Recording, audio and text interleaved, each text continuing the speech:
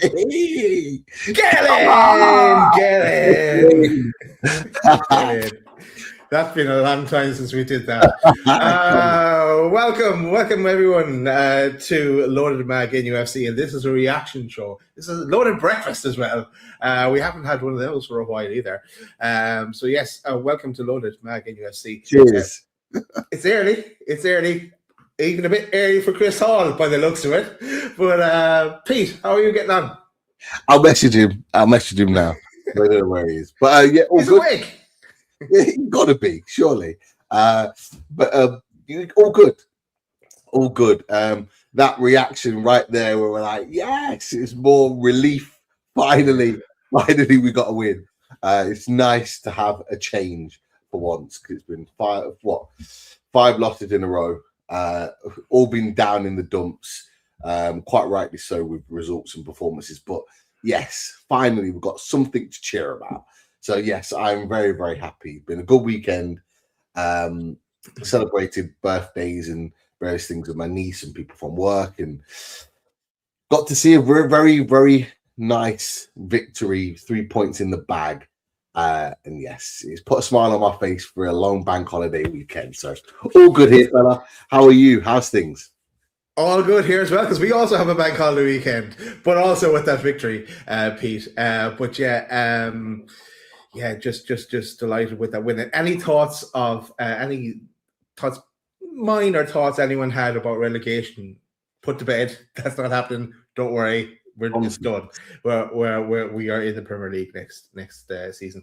And look who's arrived as well, Mr. Chris Hall. How are you? All right, boys. Mate, I'm sending my apologies. As per usual in our house, there's always some little drama going on. And then I think it was 10:51. It was like, oh, Dad, can I have some toast? I was like, yeah, you can have some toast. You can have some toast. So I had to literally rush down, make some toast. I had to make myself some toast as well. It's a load of breakfast. And yeah, that's why I'm a bit late. So apologies. It's all right. You have to make me some toast as well. So yeah. Where's my toast? I didn't get any toast. We've got a breakfast on a load of breakfast. Can you pop to? Oh, croissants. I have croissants instead. Right. Come on. Right, let's go. Let's get into this, boys. Because we have a victory to celebrate. This was the team news, and not a team we thought would line out, but a team that did the job nonetheless. And congratulations, first of all, to Eddie Howe and the players for sticking with it and getting it over the line with the victory. But this is the team. One change, a J7 in for Ramsey, and a really stacked bench as well, boys. Just give you a quick glance at the Brighton team as well. And no, Herschler is not playing a goal, but he's on the picture. Boys, what did you make of Newcastle team? Pete? Very surprised. Lots of noise around particular lineups. I think I dropped it into you boys that some of the noises around what we thought might be the starting lineup turned out to be very, very different. And I didn't see the lineup when it popped up because I was in the middle of my niece's party. So I just remember seeing, I think Daz, you might have put it into the chat. I remember looking at it thinking, it's not what I was expecting it to be. But equally, as you just said, Daz, I don't think anybody expected it to be that, because I thought after the cameos of Nick Voldemort and we said that at least one of them was going to start the game. So that was a bit of a surprise for me. In terms of Joe Linton coming back in, I think most people expected it. I think I said on the previous show, I would have preferred Ramsey to start. I have to say, really early on, he proved me wrong. Absolutely proved me wrong yesterday. And of course, the big topic of conversation was going to be the left back with Hall and Byrne. And I think even though everybody wanted Hall, I certainly weren't. I don't know about you, Daz, Chris, give your opinions on this. I wasn't shocked to see Dan Byrne start left back. I just wasn't. So yeah, they were the kind of real takeaways from me. with regards to the lineup that I noticed and my sort of reaction to it. But Chris, your thoughts on the lineup? Just anything? Just before we go to Chris, all right? I was going to say, I because you were messaging away, Pete, about the potential lineups, and then when the lineup dropped, there was no message from Pete. I said, Pete is really disgusted with the lineup. That's what I thought. So that's why I said I drop it in. From our preview show in the press conference the next day, you could know then that Eddie Howe wasn't changing that back five, let's say, with Pope involved as well, that Byrne was definitely going to start and it wasn't going to be Hall. But Chris, your thoughts on the lineup? I wasn't that surprised, boys, because I think in my lineup prediction, I think I had Joe Linton, I had Dan Burn, I had Osula.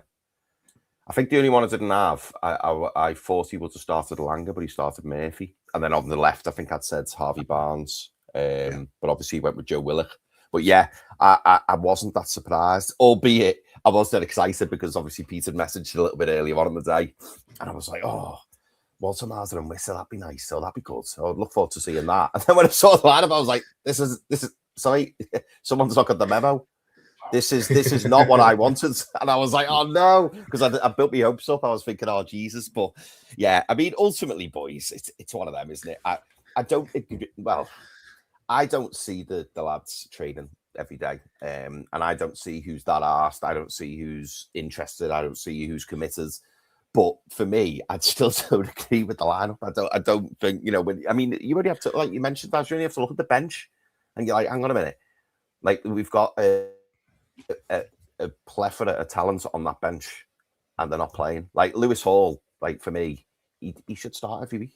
If he's fit, he should start every week. And I get the whole height thing. I get the whole, defensive solidity, but it's like, it was like Trent Alexander-Arnold at Liverpool. Like defensively, he wasn't fantastic, but going forward, he was world class. And I think Lewis Hall is close or getting there to being world class going forward for us. And what he offers you going forward, sometimes you've got to make up for it. I don't know. But either way, I know it doesn't really matter because the main thing was to try and get some points yesterday, which we absolutely did. But yeah, definitely did. I wasn't surprised by the lineup, but I'm still a bit cagey over it. In fairness, Eddie Howe pulled it out of the bag. But you weren't the only one that was a bit shocked by it, Chris, because this man was also a bit shocked by the lineup. But we'll get into that later on. Right, and let's get into the game. Apologies, because there's big gaps here in my my notes because my stream decided to go down for 20 minutes. But I'm going to go straight to the goals, boys, if that's okay. And you know what? Yeah. I'll try something different. Let's try a bit of this. Let's see if this works. Ooh. Right, I'm not going to play a video. That would be against the rules. But let's just.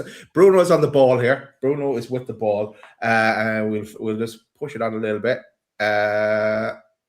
Passes the ball in, and out comes Verbruggen, and he misses the ball. Right, he comes to deal with that through ball from Bruno, only to slip on the edge of the box, allowing Jacob Murphy to collect. Even though Jacob Murphy does well he goes down, but get up really, really quick, and sends a ball in there. If you see Osula is approaching an own goal. Just one man on him. Delightful ball from Jacob Murphy in, and he gets on the end of it. 1-0 Newcastle. Cue the celebration from here's the header from Osula. Goal, and of course the celebration as well. Boys, what do you make of that first goal? I just felt like it was a brilliant goal. It was a really, really well worked goal, as you talked it through, Daz. Bruno Guimarães showing something that we really, really missed. That sort of cutting edge quality pass to be able to break Murphy away to start the attack. Fair play to Murphy. He didn't give it up. We've seen players in the past kind of get there and then kind of stop their run, and the goalkeeper just kind of deals with it. He makes the goalkeeper make a decision, which then causes him to kind of like trip him, miss the ball, whatever you want to call it. I have to say it's a fantastic ball in. It's a superb ball in.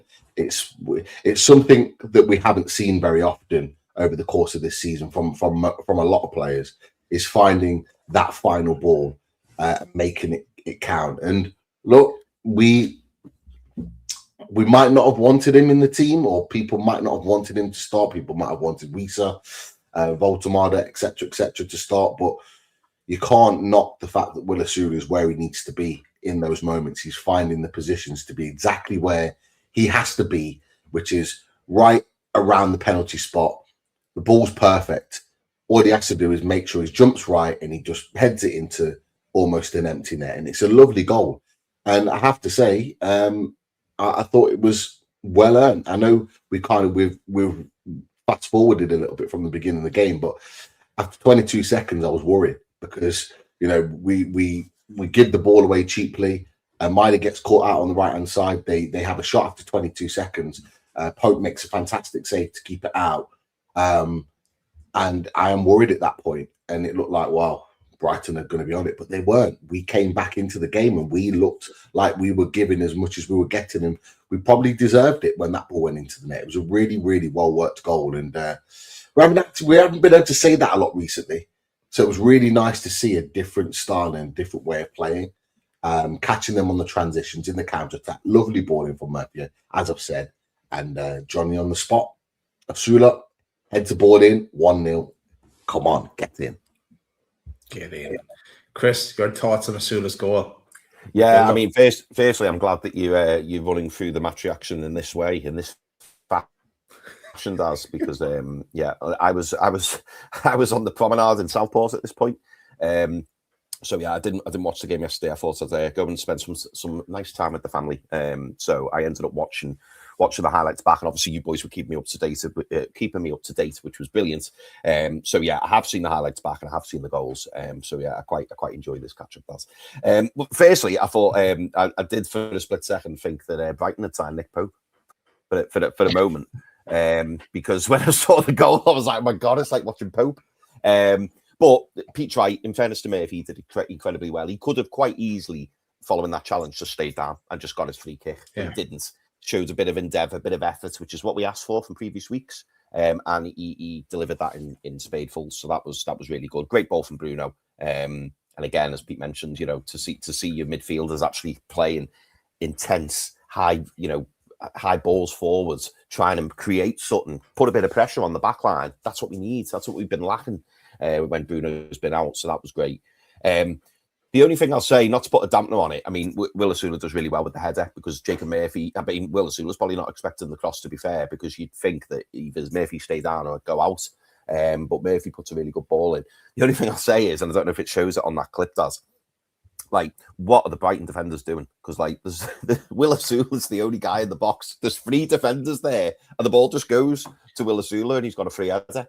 And you think, surely one of them's got to pick him up. I mean, you could argue it's maybe the fact that what's going on with the keeper on the edge of the 18-yard box. Maybe they're all just a bit like, oh, it's going to go out, or there's going to be a free kick. But even so, it's like 3-on-1. I'm sure there was 3 Brighton defenders and Will Osula on his own. Towards the end, there was, yeah.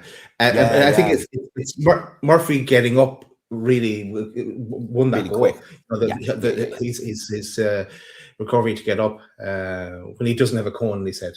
But that's a nice story. But he's put it in the onion bag, hasn't he? And Will Osula, 3 goals and 4. He's justifying Eddie's choice in putting him in the starting 11, and it made up for him to get his goal. And obviously we got a little bit of a dance at the end as well, which was nice. Nice. That was nice. Right, let's get into it. I'm going to go, because that was the 12th minute. I'm going to go straight to the 24th minute. And let's do this again. Because from a Bruno corner, you can see Bruno is on the corner there. Byrne is in, you can't see my cursor. But yeah, Byrne is number 33 there, heading towards the middle of the box. We'll play it on a little bit further. Bruno takes the corner. Byrne makes a run to the near post, connects with it, back of the net. 2-0 Newcastle United. Byrne justifying his selection, even though we all thought Lewis Hall was going to be starting. But boys, what you make of the second goal for Newcastle? This pleased me for multiple reasons. It pleased me because, boy, of me, we missed quality delivery on set pieces. We've had multiple people. We've had the likes of Hall. We've had the likes of Tino. We've had the likes of Tonali. We've had the likes of Gordon. Take set pieces recently, and they've just not been good.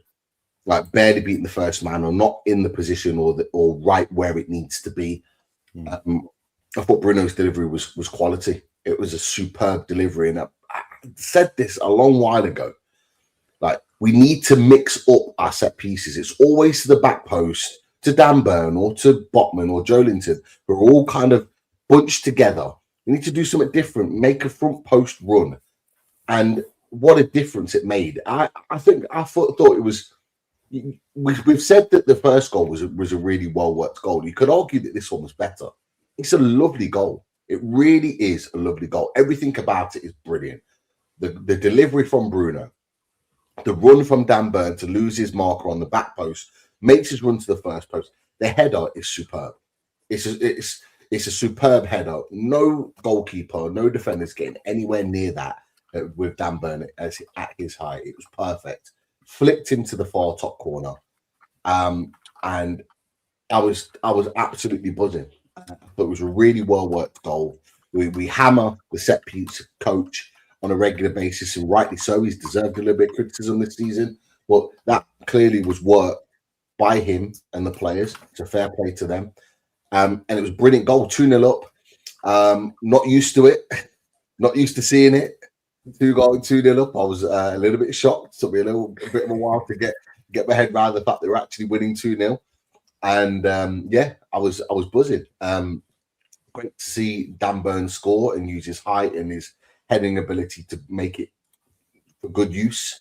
We can have a conversation with Dan Burn later on after we've kind of covered the game, but I just thought it was a great goal. Really, really impressed with the lads. And again, I'll add, just to finish, we deserved it.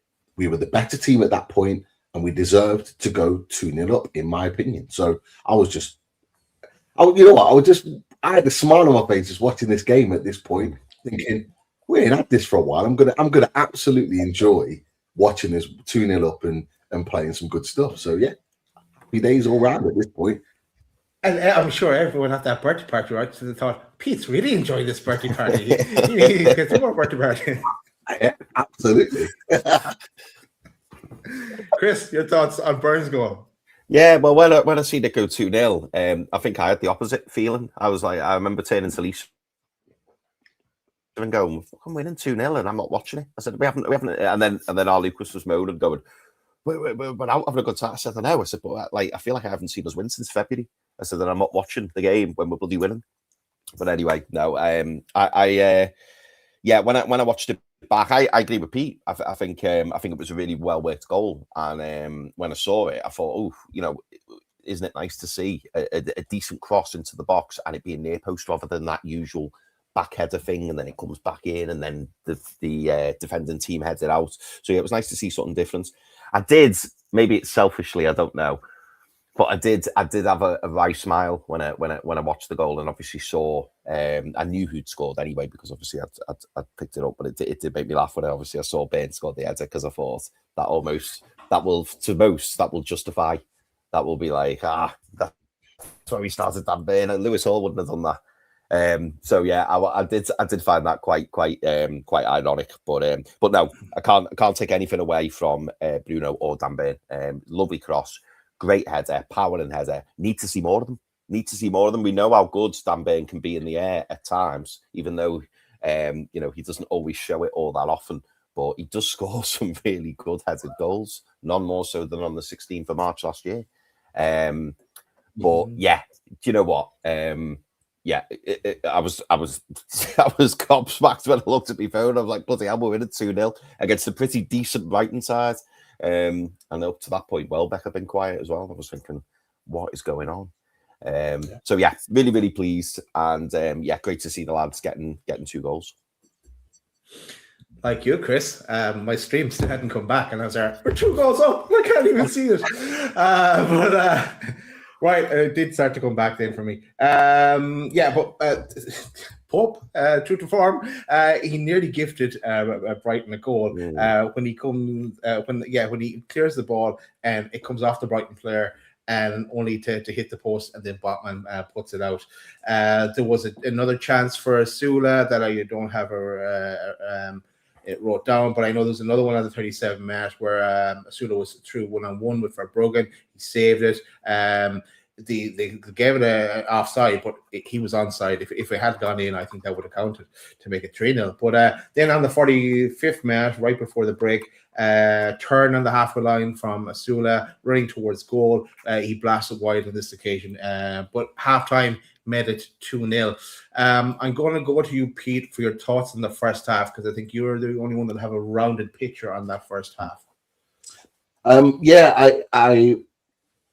I thought, in my opinion, it was one of the best first half of footballs I've seen in quite a while from Newcastle United. Was it perfect? Absolutely not.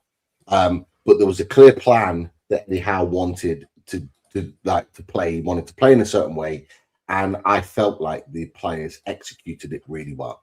Now, you've just talked on it, Daz. Myself and Chris were kind of giving our opinions on the 2 goals. But for me, if we'd have been going in at half-time 4-0 up, I don't think anybody would have complained.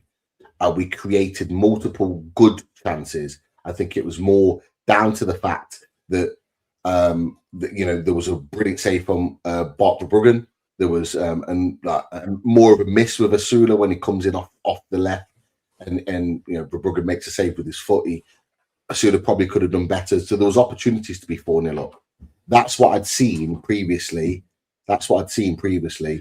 And for me, I was really happy. I was really happy with what I'd seen. It was a really good half of football.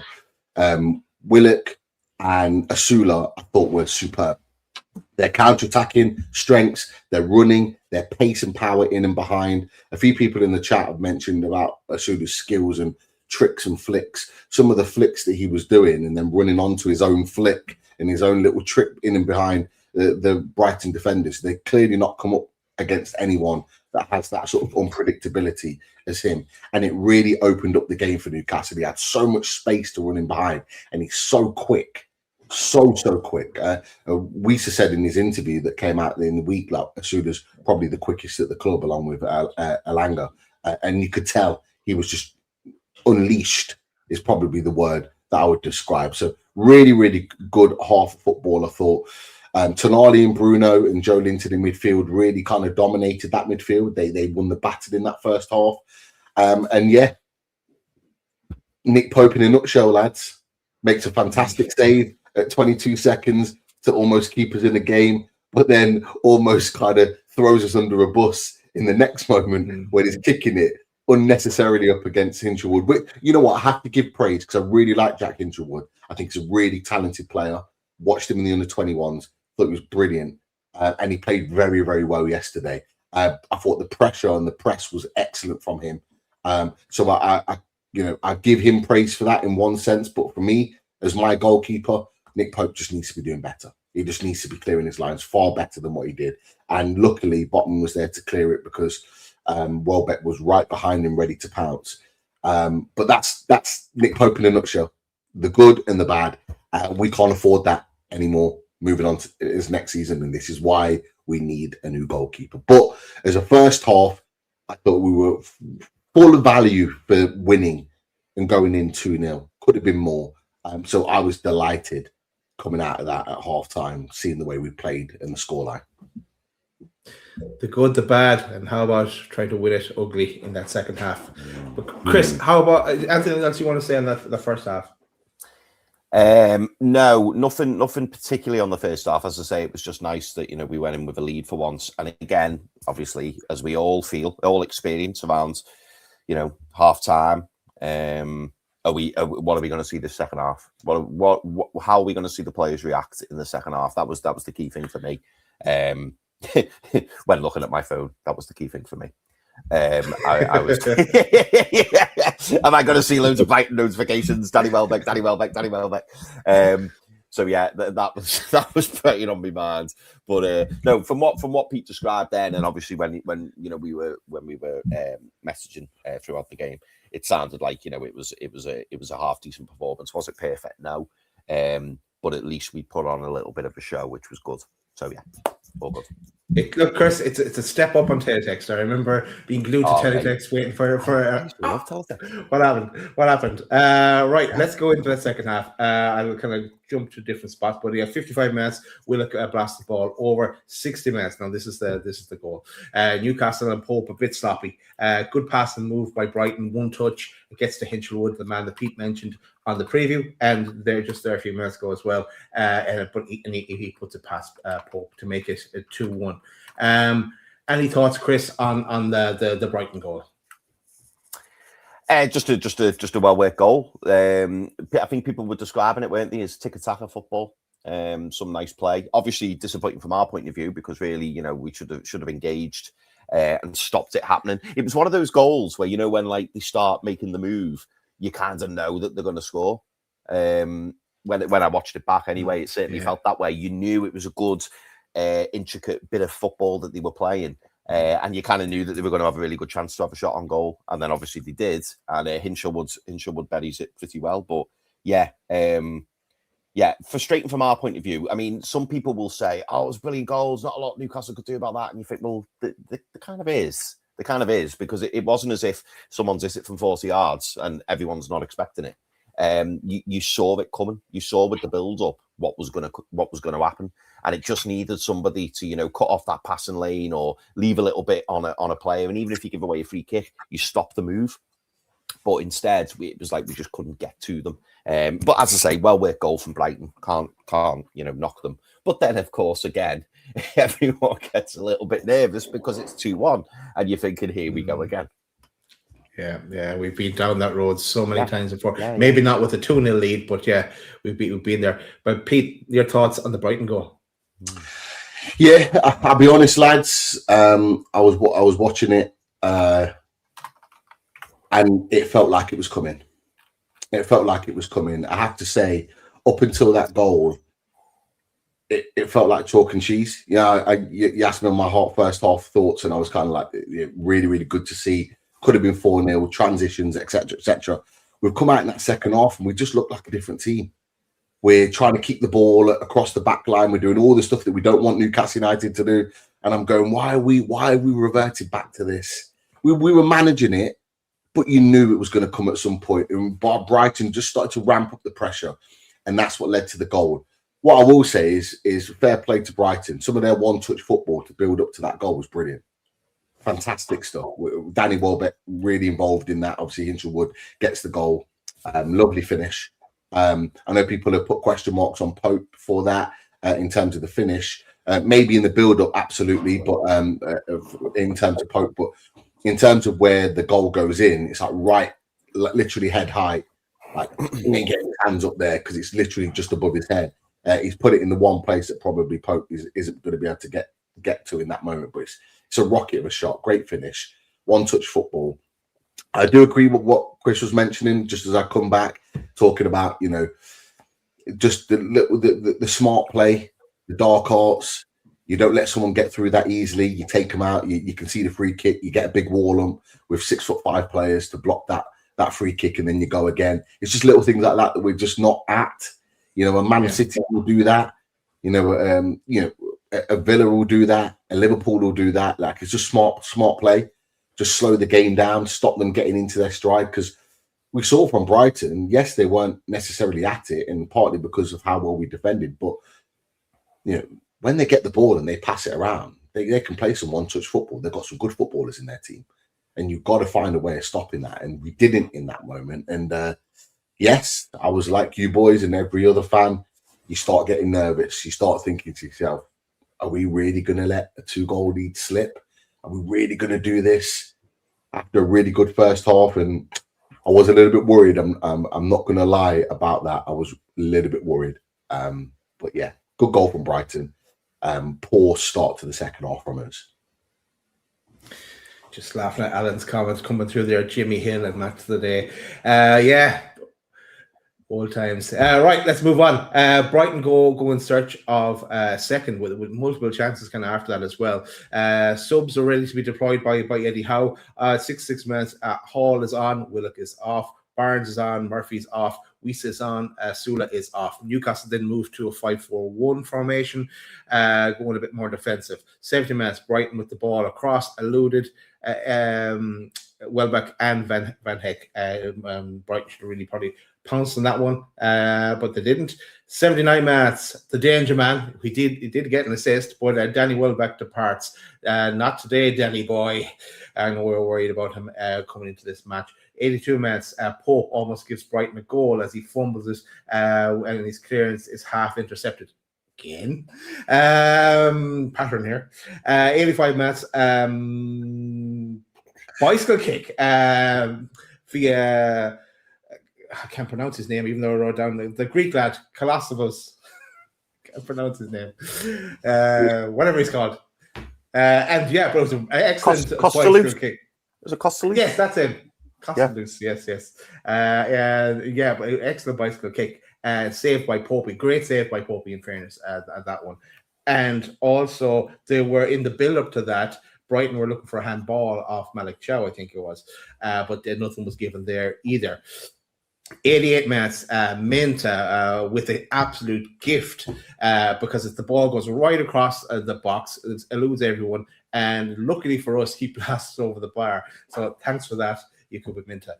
89 minutes, Hall with a ball across. An excellent run by Newcastle, by Hall, and a breakaway. We say, you think this is it? This is his redemption arc here for this one. But he blasted over the bar. But he wasn't finished yet. 90 minutes, Bruno's off, Ramsey is on. Ramsey calms the game down, slowing everything down as well. We're in 5 minutes injury time at this stage. Newcastle trying to manage the game out. J7 then is on a breakaway. J7 with the run. It goes alone. Barnes running through. He has to square to Barnes. But no, J7 goes alone and he sends it wide. Really should have passed it to Barnes. It would have been a certain goal if he did. We get another chance at the 95th minute. And, this is where I'll switch to some pictures again. Because Weiss collects a poor Van Heck back pass. He then unselfishly squares. He's coming one-on-one with Verbruggen here. He looks up. It's a tight angle from there. He squares it. He takes a nick, and it goes to Barnes. Barnes then twists and turns. And he lines himself up for the shot, and it's frozen on me. But anyway, he lines himself up for the shot, and he blasts in the back of the net. 3-1 Newcastle, full time as well. Then pretty much goal for Barnes, sealing it. But boys, thoughts on Barnes' third, and then the full time result for Newcastle. Get it. That was my reaction, Dan. Get in. Just before Pete comes in, and Pete, answer this question for me. Daz mentioned that Wisser unselfishly squared it. Did he unselfishly square it, or did it bounce off somebody and it just went to Barnes? Because to me, that was the first thing I thought when I watched it. I was like, why has he not passed it? But it looked like he was almost trying to have a shot, and then it inadvertently went to Barnes. But you probably saw it far clearer than what I did, mate. I could be wrong. I didn't think he was going. I don't think he was going for a shot. Maybe initially, but obviously, Verbruggen comes out quite quickly. So I think he is. If anything, Chris, he's probably trying to take it round him to maybe put it into an empty net. If anything, but yeah, I think because Verbruggen comes out quite quickly, and it actually deflects off him into Barnes' path. So it's not really a direct pass. So maybe to take it round and to put it in is probably what his intentions were. And the deflection takes it into Barnes' path.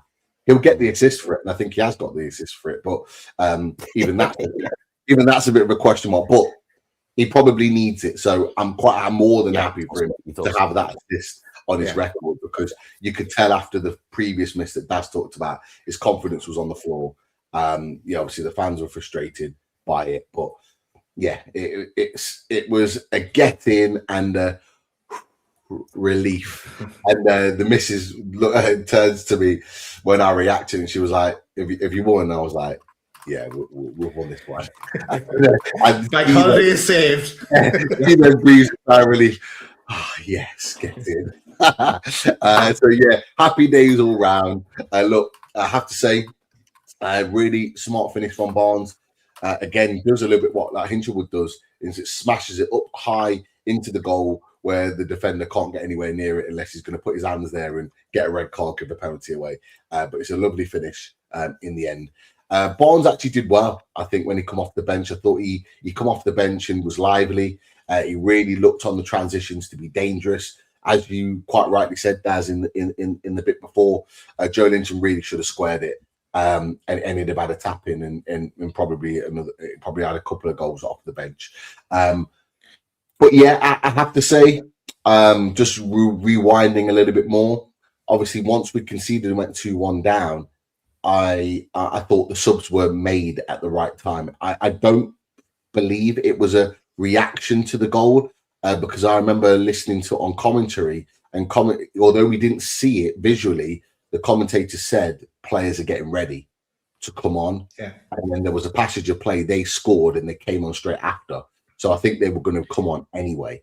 But I thought they were the changes that needed to be made at the right time. I think the players that came off were spent, they'd done their work on the pitch. And it was the right time to make a change. And I actually think it improved as an attacking entity when those subs were made. Obviously, he made one or two later on as well. So I do think the subs swung it a little bit back in our favour once the goal had been scored. So I thought that was quite a crucial period for us. But the goal, very happy with it. Nice goal to score on the transition. And you know what, lads? It's just really nice to see us score 3 goals in a game. Really, really nice to see us score 3 goals in a game. For us to produce that many chances, good chances in a game, particularly like with the last one, where we didn't give it up. He kept working. He put Van Heck and Verbruggen under pressure. That's what you want to see from our players when they're coming onto the pitch, trying to make things happen. Yes, Wiesa didn't score. But he didn't give up and he kept working hard. And that's all we ask as fans. You're not always going to be amazing and perfect and technically excellent every game. But if you're running for the team and you're working your socks off for the team and you're trying to make things work, eventually it will go your way. And I believe if Wiesa keeps working as hard as he did when he came on, I do think he'll get his rewards between now and the end of the season. I do think there's a goal or maybe 2 there for him. So it wasn't all bad from Wiesa. But yeah, just nice. You're right. Look, and he did all right when he came on. And yeah, if he scores 4 goals in each of our last 3 matches, he'll do it for me. But let's see. Let's give him a chance as well. Chris, any thoughts on Barnes' goal or the second half? I guess in general. Not so much the second half in general, because I'd probably be fudging it. I can't lie, I would probably have to fudge it a little bit. But great to see, was get the 3 points over the line, and obviously scoring the 3rd one and sealing the points was huge. When I saw the Harvey Barnes goal, do you know what I would describe it as a typical Harvey Barnes goal in the sense that he shows that little bit of composure, which some people are lacking. I think across the front 3. And I do think we lack this as an attacking force. He's the one player who you would expect to kind of drag it back, take a touch, drag it back, and then shoot. Whereas I think a lot of our other players, I'm thinking here in the main of like Alanga, possibly Gordon, they'd snatch at it. They'd have a shot when the shot isn't necessarily on. But the way Barnes cuts out basically 2 defenders, and then as a shot at goal, I mean, to be fair, the shot as well, there was literally a gap of like that between the defender on the line and the post, in the crossbar, and he gets it just above his head. But it's a great finish. But yeah, I just like the composure Harvey Barnes shows, and so often, boys, like when we talk about Harvey Barnes, that's what he brings to the final third, isn't it? He's got that shooting ability, that finishing ability. Yeah. That we don't always see from the rest of our forward line. But wouldn't it be great to have a player who could kind of bring the threat and the creativity and also bring that And I feel like that's what we're lacking. I feel like we've got both, but in different players. But you need it in the one player. You need it in your left winger. You need it in your right winger. You need it in your striker. And I think that's maybe part of the missing piece of the jigsaw in our forward line. Maybe looking at next season. But yeah, delighted with the 3 points. I think I came in, didn't I, boys, saying that I'd take a point. I think my prediction was 1-1. But yeah, to get the 3 points was huge. And it just, like we say, it just lets us all breathe a sigh of relief and just be like, right, okay, now it's looking increasingly unlikely, that we're going to have an uncomfortable end to the season. At least we know where we are. Should it have been better? Of course it should. Is it disappointing still? Of course it is. But at the same time, it's nice to have that winning feeling back because we haven't had it for such a long time. And yeah, you've got to give your props to Eddie Howe because he's got it over the line, and you could kind of see from the reaction at the end of the coaching staff, Eddie Howe, Jason Tyndall, Graham Jones. You could see the way that they reacted. A few people not a fan of that, but for me, that just showed raw emotion. It just showed that, it meant a lot, and obviously it's something that they've been working on. And as well as us, I think a little bit of relief more than anything. But yeah, pleased with the 3 points. Bruno with his rallying cry at the end, saying it's all about the next 3 games. Let's see if we can win the next 3 games. We'll see. We'll see. But yeah, ultimately we've got those 3 points. It would be nice to end the season on a positive note. We know it's not gone to plan, that's for sure. But just to do that, and things that people are not fond of either, depending on who you are. We're fond of this. We're fond of another one of these pictures, because when we see one of these pictures, we know we have won. And all of PIF is in there as well, and so is Jamie Rubin in there in the background beside James Bunce. Great to see everyone there that's really leaning, and you get to see this if you've not seen it already. Now, if you were to lean in a bit, you would see one face in there, Nick Baltimore, and if you lean a bit closer, you'll see him again. Not so happy, and that's okay for me. Why he didn't get any minutes? I'd be worried if he was happy that he's not getting any game time. So he'll use that again, whether he gets there between now and the end of the season. And next season is the question. But yeah, plenty. Yep. I was going to say just really quickly on the team photo. I really don't get some of the reactions to this. Last season, we loved this every time we won a game. Every time we won a game, we loved it. And yes, we've been poor this season. We haven't had a good season. It's not been good enough. But these are the little things that the players get to do to show commitment, to show togetherness, to show that they're still here for the fight. They've won a game. If they want to take a picture, just to let them. I feel like we're seeping into what the opposition fans feel about this photo, and there's no need for it. So I've heard some people say like it's embarrassing, or are people getting sick of seeing this? Well, if you're getting sick of seeing this, then you must be someone that's getting sick of seeing Newcastle United win, because this under Eddie Howe has been very much a staple of what it means to win, being Newcastle United. If Newcastle United win, you're going to see them celebrate the fact that they win. It doesn't matter whether it means anything or not. We should be happy to see them celebrating a win. They should hopefully use that picture as motivation, because they want to be in that position again. Against Forest next week, we go again. We try and win another match. Hopefully, if we do, we see another picture, and so on and so forth. Like, I just feel there is so much doom mongering at the moment, and people just looking to point things out for the sake of pointing it out. Like, people just over examining the situation with Newcastle United. It's been crap, rubbish season, poor. We all know it. We don't need to keep going on about it, but we should still be able to be happy that we've won. We should still be able to celebrate those little moments that come with winning a football match, like a photo. Like, we should still be able to be okay with that, and it not be overanalyzed or over critically analyzed because other fans don't like it. I don't get it. I don't get it. Like, if we weren't seeing these pictures or these reactions, we'd be questioning everything. Well, what do people think? How do people feel? And what's the reaction of? We can see the reaction of the togetherness of the team. Yes, Nick Voldemort is not happy. Of course he's not. He wants to be playing football. But he's got to show that when he gets onto the pitch. It wasn't the right time, as the manager didn't feel to bring him on. He brought Yohan Wissa on. To be fair, Yohan Wissa should have scored one. He set up another. He justified in his point in bringing him on the pitch. You know, if you're bringing Nick Voldemort on the pitch at that point, you're probably having to change the system. At 2-1, probably not the smart thing to do, which is probably why he didn't come on the pitch. Against Arsenal, it was very different. It was like, we need to change something, go for broke, try and get back in the game. That wasn't the case today, which is why he didn't get on the pitch. I'm sure the manager would have had the conversation with Nick Voldemort as to why he didn't bring him on, and there'll probably be an opportunity to bring him on next week. But, you know, it is what it is. We want Nick to play. He wants to play, but at the moment, Osula's scoring goals, Wissa's being a threat off the bench, so he's gone with them too. He's just going to wait for his time. But the photos, I don't get it.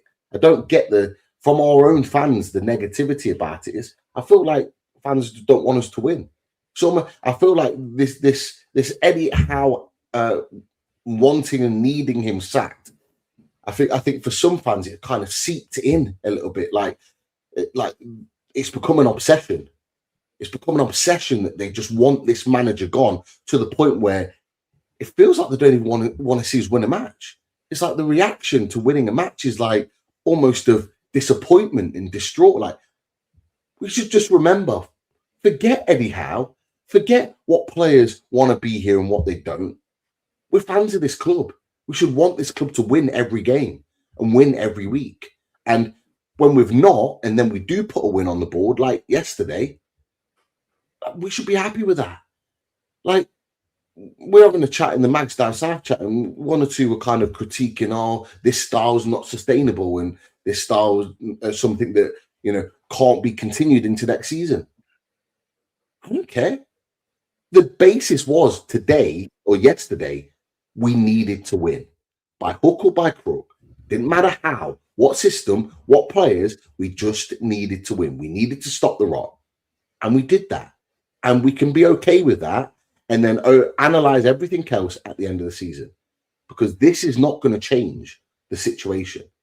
We still need a rebuild. We need a way of playing that can be that can be successful, that can be long-term vision. But you're not going to find that between now and the end of the season. For us, we just need a bit of pride back. We need to start winning matches, and we just need to be supportive of those players when they step on the pitch. That's it. And the manager, coaching staff, for that 95 minutes, just support the lads. And let's not just over-analyze and be critical of everything, because we don't need to. I feel like social media's just gone a little bit obsessive at the moment, and I just don't get it. I don't get it. We are just fans. On the basis of it all, we are just fans. We should support the team. Maybe I'm wrong. People got different opinions. That's fine. That's just how I see it. Maybe I'm just too simple in my way of thinking. I don't know, but I don't get why we're not allowed to celebrate winning. We haven't seen it very often this season. I agree with you, Pete, and I think there's nothing wrong with these team photos. It allows us to connect, another way to connect with the team as well, and see how much it means to them when we do win. I think if they were ever going to change that, do it at the start of the season. No photos this season, let's say. Or if there was a managerial change, no, that's something that was in the past. We're not doing that now. We're doing something different. But I don't see anything wrong with it whatsoever. And yeah, look at just another point you mentioned there. Yeah, that just because it worked against Brighton with having Dan Burn at left back, playing Osula up front, and so on and so forth. The setup we have, we still need that rebuild, and that's coming this summer. No matter who's there, it's coming, and we need to find a way to work. We need to find out what's going to happen when we sell. We need to know what we're going to do with Nick Voldemort, and so on and so forth. There's so many little things that need to change this summer. It's a big, massive summer ahead. We go to. Do you want to see the table, boys? Yeah, let's have a look. No, at the it's a table. valid answer as well. Right. No, it'd be interested to see how it lies. I know that obviously we're back on 45. Well, I say back on 45 points. We haven't been on 45 points all season, but we're on 45 points. I know that, and I know we're in a cluster of other clubs who are also in a similar position. Now, Chris, if I show the table, you're not still going to start talking about Champions League again, are you? Well, that's officially off the table now. Yeah. No, but we do have a few questions in relation to Europe, just to warn you. Right. Okay. So Newcastle sit in 13th position as it stands now. I know there's more games today and on Monday as well, and obviously because Palace have only played 33 games. But yeah, we're in 30th spot, and we're 2 points behind Sunderland. Now that has to be our target now, for the rest of the season, to overtake Sunderland. That has to be our number one target for me. And now that we're not getting relegated, and we weren't really in danger of that happening either. But it was just while it was mathematically partly possible, you kind of had that bit of doubt. But boys, Anthony, you want to zone in on the table? Go on, fella. I was going to say not really. I mean, well, for the eagle eyes out there, I think it looks like, tell me if I'm wrong, but it looks like 8th could, well, it depends on how Chelsea sort themselves out, but 8th could end up getting new European football. And at the moment, Bournemouth are sitting in 8th on 49 points. So we're 4 points behind Europe. But let's not forget, boys, there is only 9 points up for grabs for us. So our best possible finish this season is 54. That is the best possible season, and that's assuming we win our last 3 games, which I'm not going to hold my breath on. So yeah, 54 would be best case scenario. You're right, Daz. Obviously, there's a few games to play today. I think there's a game on Monday as well. So yeah, it's still TBC at the moment, still to be confirmed. But yeah, I'm more, which is sad, but I'm more looking at the bottom. I'm like, right, okay, well, we've moved away from that, and I think, correct me if I'm wrong, boys, if Tottenham get beat by Villa today, we are officially safe from being sucked into that relegation zone, because that would mean that if Tottenham lose today to Villa, we will be 11 points clear with only 9 points remaining. Yeah, it could even be a draw, actually, Pete. Is it a draw, maybe? West Ham, they can only get 9 more points. So that 45 is the maximum they can get. And look at our goal difference. We've got -2 and they're at -19. So yeah, they're not going to turn that around. Yeah. So we're safe. Yeah, exactly it. Is what you boys have said. I'm just glad the nonsense of relegation is not.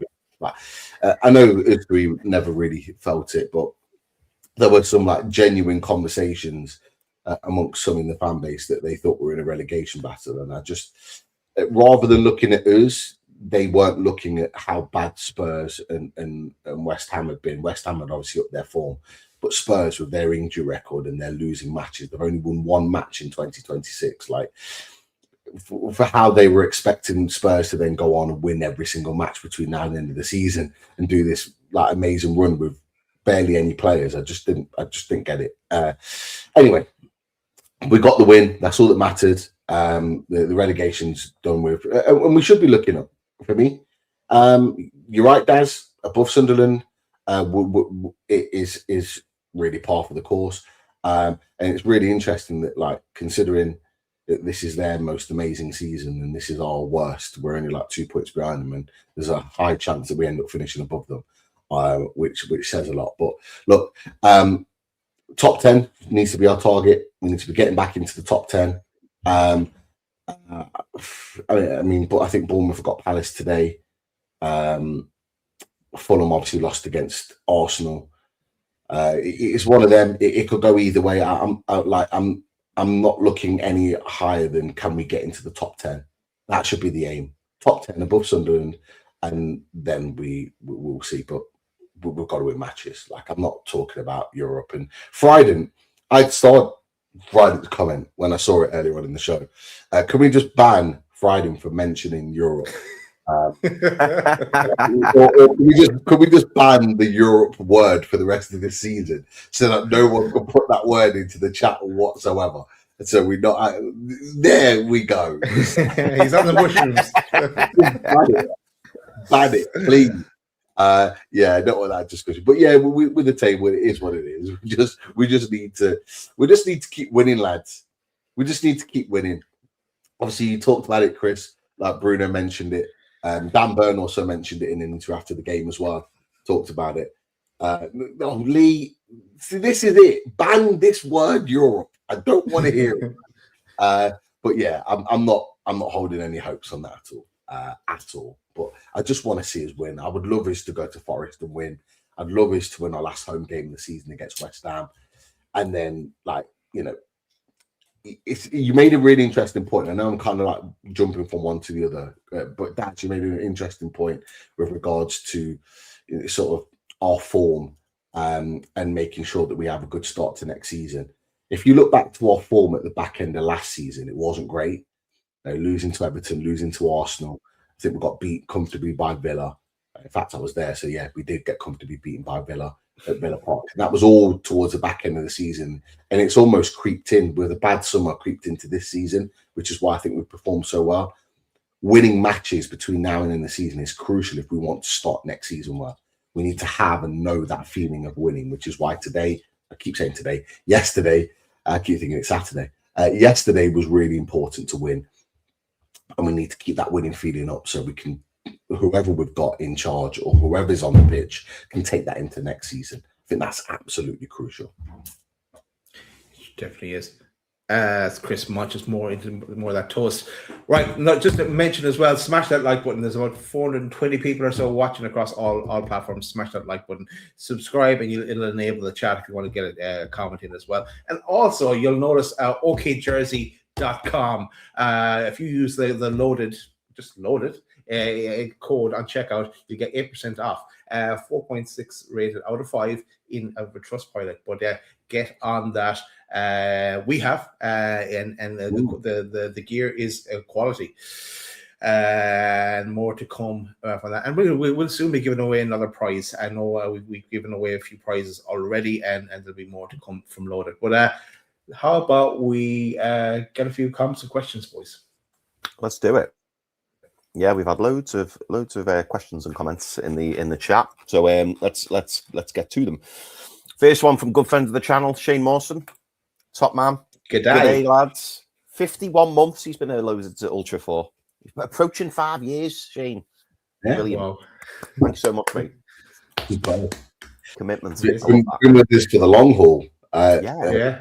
And he must be enjoying this because this must be an appropriate time for him right now, isn't it? It must be. It's evening. Yeah. Oh, is it? Yeah, it should be. Yeah.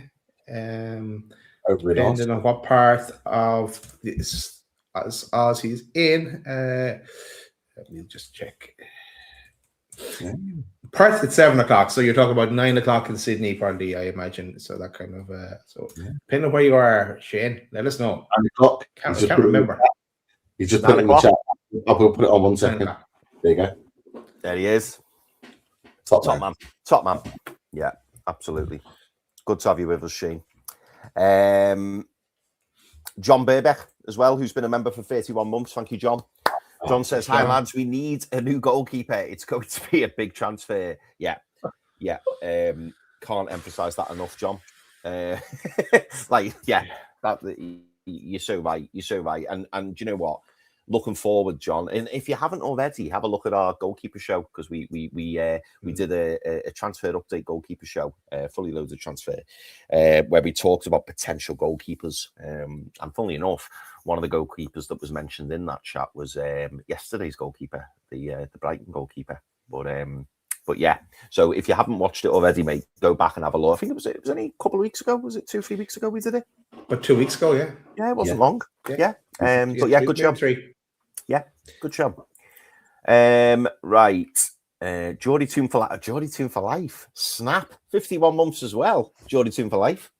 Love it. That's for Geordie Toon for life. Thank you, mate. Top man. Top man.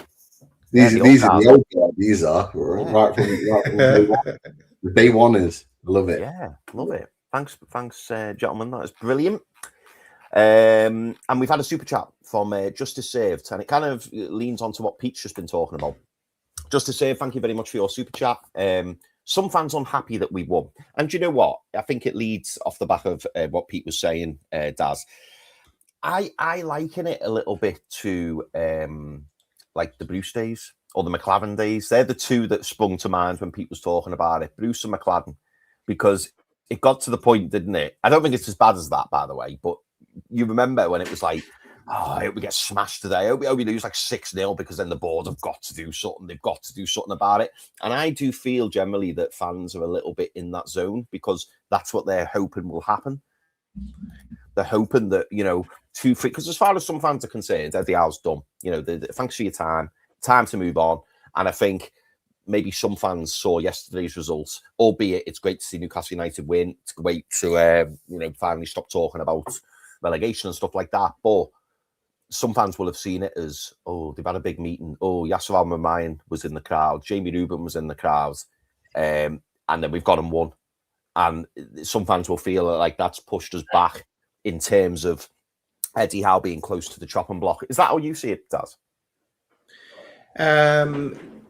No, not at all. Because we said that if there was going to be a change, that maybe I should have agreed with you there. I can't remember. I was trying to calculate what I was going to say before while you were speaking, Chris. So apologies if I'm in contradiction with what you're saying. But I think we said that if there was going to be a change, it was going to be well before that Crystal Palace game, and that they're sticking with him no matter what. They're going to give him the rebuild. But I think some people may have just gone over the line and go, that's it. They're done with Eddie Howe, and there's no way back.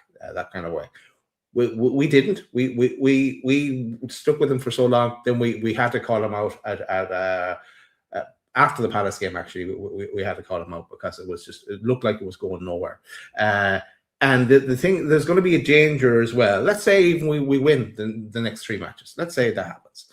We get into next season. This is still going to come up again. You know, if we go on a bit of a bad run, it's going to come up again. There's going to be questions on Eddie Howe. It's not going to go away. And I think Dom Scurry said that in the Geordie Journals video I saw during the week as well. It's now that we've gone into that space that it's going to creep up again. But we know we're going to be giving Eddie the chance to rebuild Newcastle this summer. And he's got it's not just him, it's Ross Wilson. They have a lot to do, and some of the old guard will need to be sacrificed. And even some of the players that were playing there yesterday, those that he's quote to quote he can trust, and they've never let him down. He's going to need to be ruthless going into next season. Being unhappy that we won, I don't ever want to be in that space. That's an unhealthy way to be, my opinion. Yeah. And Pete, just to follow on from obviously, you know, what you were saying earlier, in terms of the here and now, you know, as far as you're concerned, and I think rightly so, happy with the 3 points, not happy with the season as a whole, obviously, but happy with the 3 points, looking forward. Do you think what's your stance on Eddie Howe right now, Pete?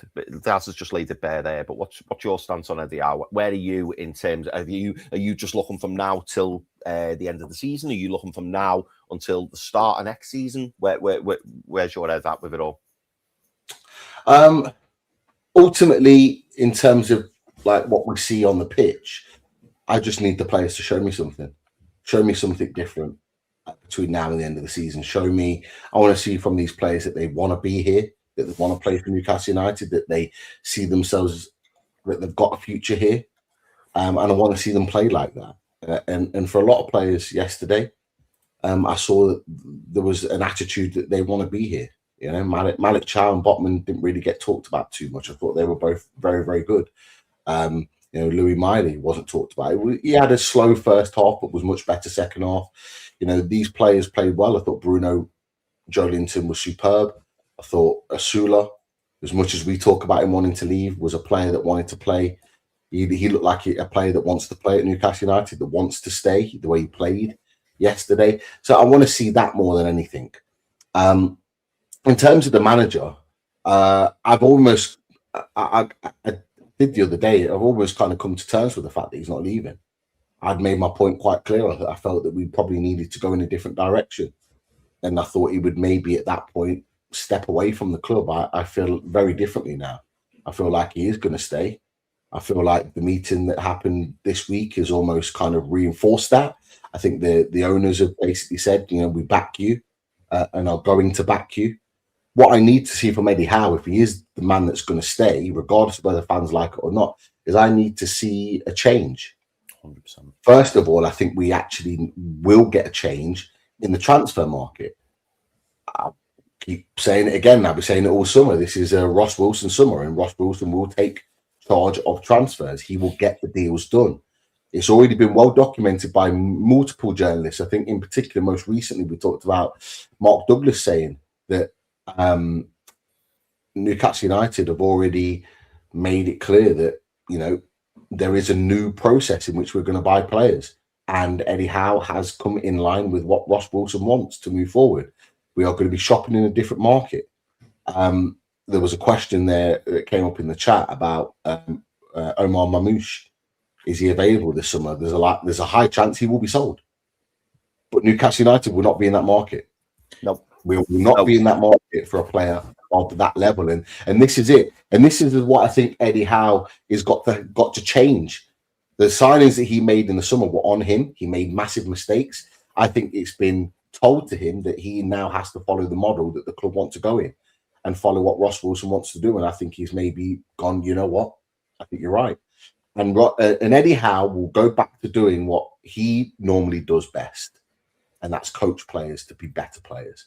And Ross Wilson will provide those players for him. And that's how it should be. This is exactly how it should be.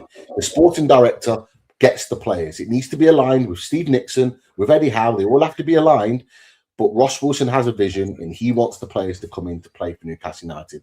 And Eddie Howe coaches. And that's what he needs to do next season. After that, he needs to evolve for me. Eddie Howe needs to evolve. So if he wants to stick with his 4-3-3, fine. But he needs to evolve the players that are on the pitch to play a different way in that 4-3-3. And I think that's going to be very key on the type of players that we go for this summer.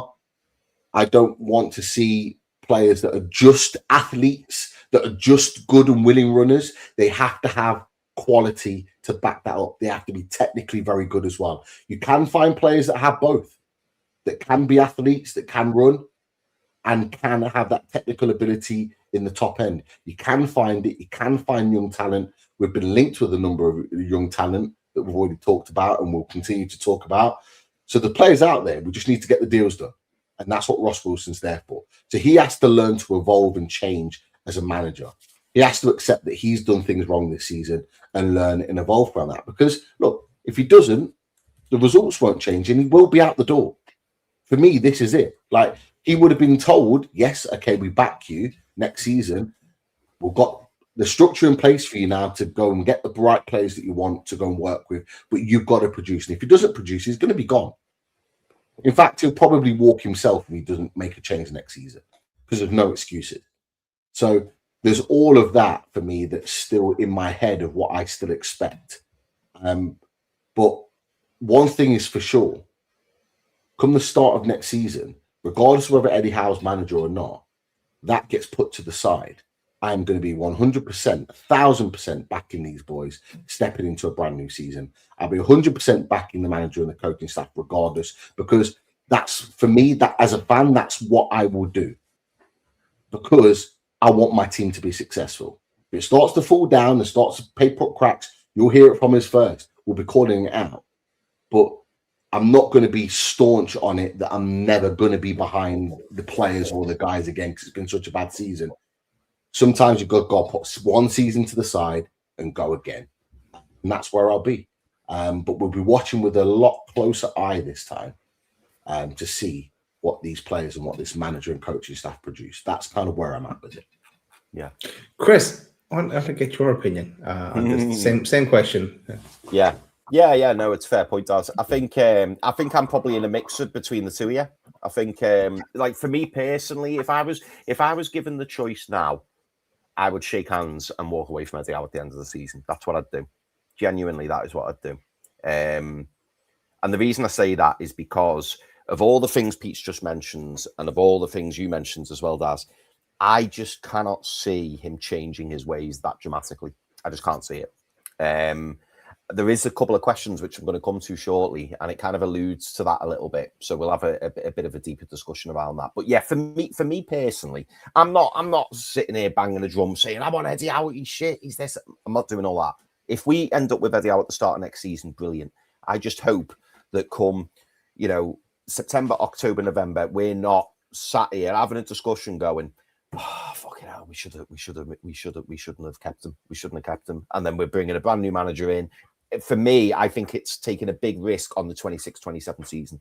That's how I see it. I think it's a big, big risk because we know how loyal Eddie Howe is to his players. We know how rigid and stubborn Eddie Howe is with his formation. We've seen that. We've seen that in recent weeks with the formation, with the players, and it's stuff that we're not, we're not privy. As I said at the start of the show, we're not privy to the conversations. We're not privy to how are they training. We could be stood next to Eddie Howe on the training pitch, going, "Fucking hell, no wonder you don't play him." I don't blame you. But sometimes, you've got to almost have that. You've almost got to have that self-reflection and that awareness to go, I might be wrong here. And I just don't get that impression from Eddie. I don't get the impression that Eddie's thinking I am wrong. He did say a few weeks ago, didn't he, that, he's got to look at himself in the mirror and et cetera, et cetera, et cetera. But I still feel it's just rinse and repeat. And that's my only concern. And another concern of mine is this Eddie Howe team that we're looking at right now is so far away from the Eddie Howe of 2-3 years ago. So far away. Like, whether that's him personally, whether that's his team, whether that's the way that we play. Because he plays in a very similar way. He always has done. But the players aren't providing what he wants. And then we've signed players who can't provide what he wants. And if I was Eddie Howe, if I was sat there, I'd be thinking, I've ballsed this up a little bit. But I don't get the impression that he feels that way. And yes, there's mitigating circumstances. Yes, there's things, that weren't ideal. Not having a sporting director, not having a CEO, having to do it all yourself. But I would still, I think, be going, is this right for me, or am I doing the right thing by the club? That's what I would think. But, as I say, I will back Eddie Howe. If you decide to keep Eddie Howe, I'll back him 100%. I'll back the players, as Pete said. But this summer, can't underestimate it, boys. This summer is huge. It's absolutely huge because we can't have a squad or a team that resembles the one we've got now. We can't. If we make 2 or 3 changes and it's the same as what we've got this season, we're in for a long, hard season next season. This needs to be a total revamp. Now, Ross Wilson leading the charge on that. Ross Wilson saying, no, Eddie, no, we're not going to go for that Premier League proven player who, maybe a brilliant athlete, but technically isn't that great. And yeah, we're going to have to pay 40, 50 million. That can't happen. That cannot happen. It is, like Pete said, it's about going back to the coaching fields. But do you know what? Do you know what's key for that as well, boys? And that will be the litmus test for me at the start of the summer. It's how quickly we get these deals done. I want to see deals, and I want to see them quick before the World Cup. If I'm seeing deals at the back end of July, because technically Eddie Howe's then got a ready-made excuse. Oh, I've not had time to get them on the feet. Oh, I've not had time to prepare with them. There should be no excuses. No excuses. There's players out there who won't necessarily be involved at that World Cup that we can bring in and be like, right, new formation, new way of playing. That's what I want to see. But I'm just not wholly sure that is what we're going to see. That's my only concern. See, I'm the opposite. Yeah. I think we're going to see quick deals. And I think if you listen to what Eddie Howe is saying, if you listen to what David Hopkinson's been saying recently, they're almost alluding to the fact that that's what they're going to be doing. David Hopkinson has said in his review that one of the things that he's requested and been given and granted is more access to making decisions without PIF sign-off. That's the first part. The second part, Eddie Howe's mentioned in recent press conferences, is that we need to do deals quicker, and we're now in a position to do that. He wouldn't say that he's not been given the assurances that they can do that. Now, we all can go back to last summer, and we've talked about it. And it's been made on summer. James Trafford and João Pedro would be Newcastle United players if the sign-off had been done quicker and if Paul Mitchell actually did his job in June. Those two players would have been at Newcastle United right now. We wouldn't have had the issue.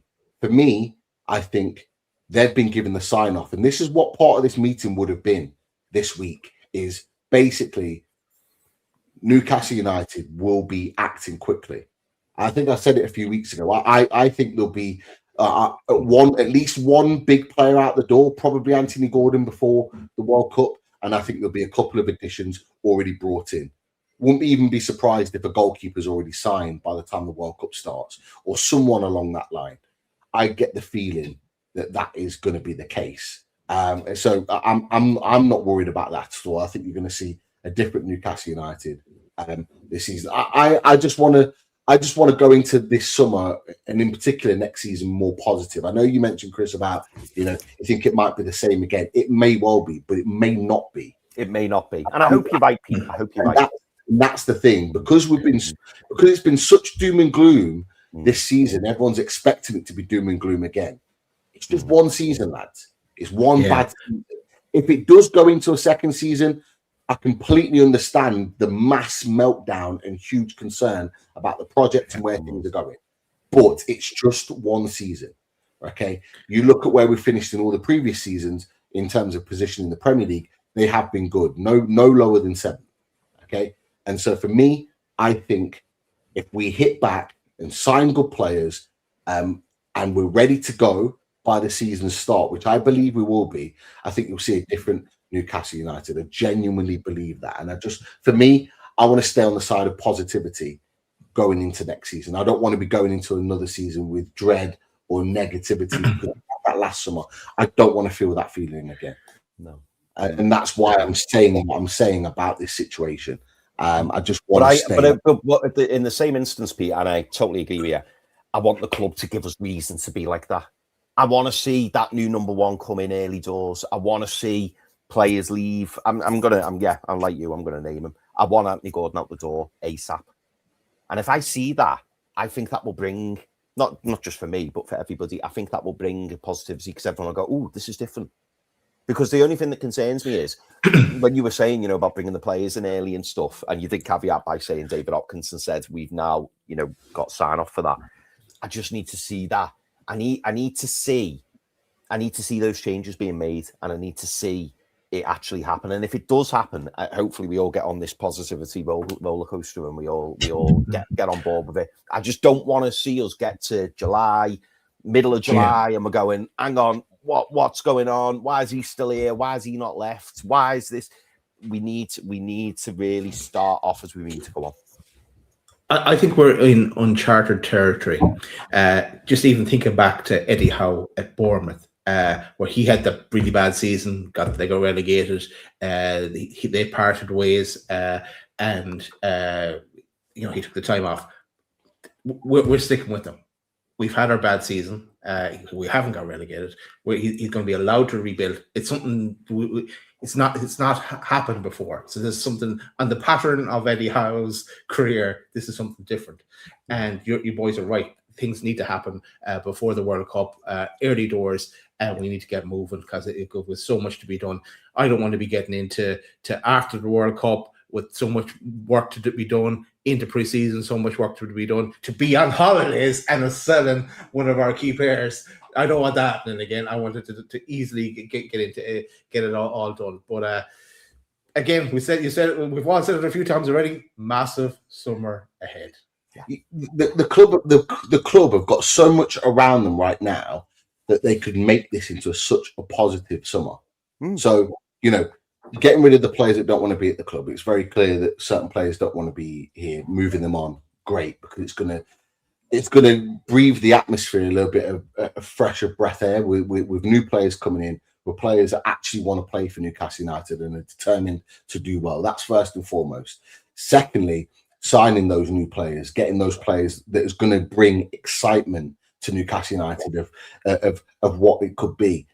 Expect a few that are unexpected signings or signings that we don't know too much about. That's the exciting point of making those additions in the summer. But as well as that, new front shirt sponsor potentially, a brand new training ground being announced, updates with regards to the stadium if they are at that point. There's loads of things there that could make this a really positive summer, that we're actually bouncing into the summer rather than sort of limping in like we did last summer. They have to get it right. It was such a bad summer last summer that they need to go out of their way to make this summer a much better summer. They need to completely change the feel around the club, because it seeped into this season, that last summer. And we need to make sure that the positivity seeps into this new season by the changes that we make. We have to. We have to. And they've got all the tools to make it happen. David Hopkinson's doing the groundwork, so he says it needs to be confirmed when it needs to be confirmed. The manager will get what he wants. He'll get players out the door. He'll get players in the door, and it's a case of now they need to perform on the pitch. It's as simple as that. So we've had a question there from Johannes Starmer, Pete, and he says, will Eddie Howe still be here next season? So I'm going to go around everybody. Will Eddie Howe still be in charge at the start of next season? 98% yes for me, barring something really, really bizarre health-wise or another job offer, but Eddie Howe is here for this next season. And Pete? Yeah, Eddie Howe will be here next season. I felt that way for a good few weeks now. His time was to leave was around Sunderland and Palace, and he didn't. Yeah. So I don't see anything other than Eddie Howe being manager. Yeah, and I full house Fabian Schär. I think Eddie Howe will be here next season. And yeah, I just want to be proved wrong, boys. I just want to be proved wrong. And do you know what? We had a really good super chat there from Jeannie Esther. Thank you, Jeannie Esther. Top spanner. And Jeannie Esther says, healthy debates and disagreements amongst yourselves, boys. And do you know what? It's important to highlight that. Sometimes we get given the unfair label or unfair tag that we all just kind of before we go on a show we all say, right, we're going to say this and we're going to say that, and we all agree all the time, because genuinely we don't plan or prepare what we're going to say on this show. It goes off in different tangents and we all just come with our own opinion. And sometimes, we never venomously disagree in terms of whenever one's over here and one's over there. It's very, very rare. But there will be times, where we... Sometimes we have. Have we? Sometimes I disagree with you, Chris. Sometimes we do. Yeah. Europe. Yes. That Europe conversation, God. Yeah. But no, that's what we do. That is what we do, and that's what we do as a channel. You won't see us overreacting. You won't see us screaming and picking up chairs and throwing them. We just don't do that. This is how we would react. We say it all the time. If we all went for a pint after a match, or if we all went for a pint after work and we were just having a talk, and this is why we created the shows, this is why we do what we do, and this is why we enjoy doing it, because it's all about as a fan base. Everyone watching will realise we're all in different parts of the world, different parts of we're not all based in Newcastle. So for us to all get together and obviously have regular viewers, who are literally all over the world, like we had Shane before, he's in Australia. The idea is we all just come together and we all just talk about what's going on and share our opinions and stuff. So that's why we do what we do on Loaded. In a world where social media is so divided at the moment, it's like you have to be in one camp and one group. Like this Eddie Howe in and out nonsense that was going on for the majority of this season. It was like, oh, if you don't feel how I feel, then you're Eddie Howe in, or if you don't feel how I feel, then you're Eddie Howe out. And it's like, we have tried to stay away from that conversation because we're not putting ourselves into any sort of category whatsoever. We'll give our own opinions as we give them. Like you said, Chris, we don't plan what we're going to say. We don't know what each other's going to say. We literally start the show and we talk. And this is just how it is. And this is the beauty of it.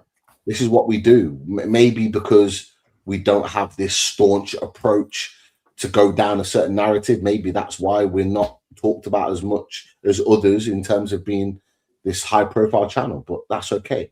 We've always tried to stay true to ourselves in what we do, and we don't always agree. And that's the beauty of it, because it'd be very, very boring if we did. But But this is why these discussions are really, really important. And your, as we said before, your approaches and your opinions in the chat matter, which is why we always say, come over to YouTube, get involved in the discussion on the chat, because we put comments up now and again and super chats up now and again, but a lot of people don't see the comments that are coming in on the chat. So it's always good to be a part of that discussion. And we've got fantastic mods in the chat and great discussion. And long may it continue. Long may it continue. This is what it's all about. This is what it's all. If we didn't have this, boys, if we didn't create this environment, we wouldn't be here. We just wouldn't. And we've created this environment over what 5+ years now. And it's great, and we all enjoy it. Me too. I've got one. Well, I'm going slightly off topic here because I've seen some of these in the chat. Afternoon, Dan, you get your job done today, mate. You get your job done today. We helped them out. They've got their Champions League confirmed now because we beat Brighton. Yeah. We helped them out. Congratulations, Dan. Yeah. Well done, Dan. Well done. But mate, you do your job today. I want to see some sad Liverpool fans today. You do your job. In fairness, Dan has been where we are now. He's been at the lowest low, and look, they've come back stronger. So can be done. It absolutely can, and obviously, the dud that is Alexander Isak apparently has got another groin injury, and is apparently not available today. Last night. There was some reports in and out. 1 second. 1 second. There were some reports that he that he was going to be out, and then like the reports went quiet, and then there's been more reports this morning that he is going to be out. And now Liverpool are in a flap because now Liverpool don't have a striker available. Got Gakpo. Gakpo's playing through the middle. That is what they've got. But isn't this what we said? When you're paying £130 million for a striker and he can't be trusted to be fit every week, this is exactly what we said. So do I feel bad about it? Absolutely not. Let them get on with it, is what I'd say. But I don't see this often. I don't think Dad says this at all. But we hope Man United put them to the sword. And he's only got to do it. He's only got to do it. Hey! And look, I'm gonna join him for this one. I'm gonna join Dan for this one. Bullshit. Just because why not? I don't know if you got it with you, Chris, but I just thought I wasn't going to been a while. Been a while. This is just because of Dan. Sorry, this is because of Dan. So Dan, we're following your lead, my friend. We're following your lead. Oh God. I didn't think I'd have these on again this season. No, do you know what? I can't get them all. I can't. It's just for the benefit. How's for Dan? There you go. Yeah. Gladden's on it. Right. Okay, boys. Well, on the subject, Pete, you've segued me nicely, as you always do. You've segued me nicely. And some people are going, why are you talking about him? I'm enjoying it, boys, so I'm going to talk about him. Okay. Right. And so does John Gibson. John Gibson wants to talk about him. I'm not just making this up. John Gibson says, will Isak ever recreate the magic? Or we're 23-24 and 24-25 his peak years, and he's put in here Fernando Torres Mark II. Now, if it's true, boys, I mean, loads of Liverpool fans have been coming out, haven't they, in the last 12, 24 hours and saying, no, it's not true, it's a load of rubbish, and this isn't happening, he's fine, and blah, blah, blah. But then it's that weird groin, and so often linked to Alexander Isak. And if he is out, boys, and he has got to go for the scan, as people say, you know, I just want your opinion. Is that Alexander Isak signing not looking great for Liverpool? And do you think that he can recreate what he did at Newcastle United at Liverpool? That's basically the question. I don't think so. The way it's gone this season for him, but who knows next season? He may get a full pre-season. So he may turn it around. Hope he doesn't, though. Hope he continues to fight with the gym equipment with Frimpong as well. See if we saw that. But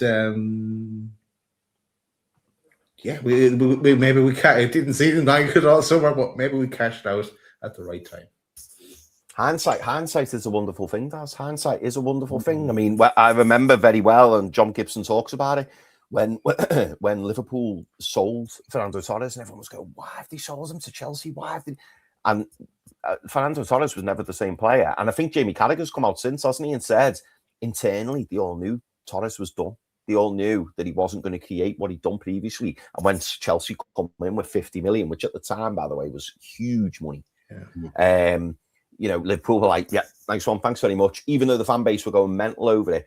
Is there an element of that, Pete? Is there an element of Newcastle? And we've consistently said over the last few years, Newcastle are not good sellers.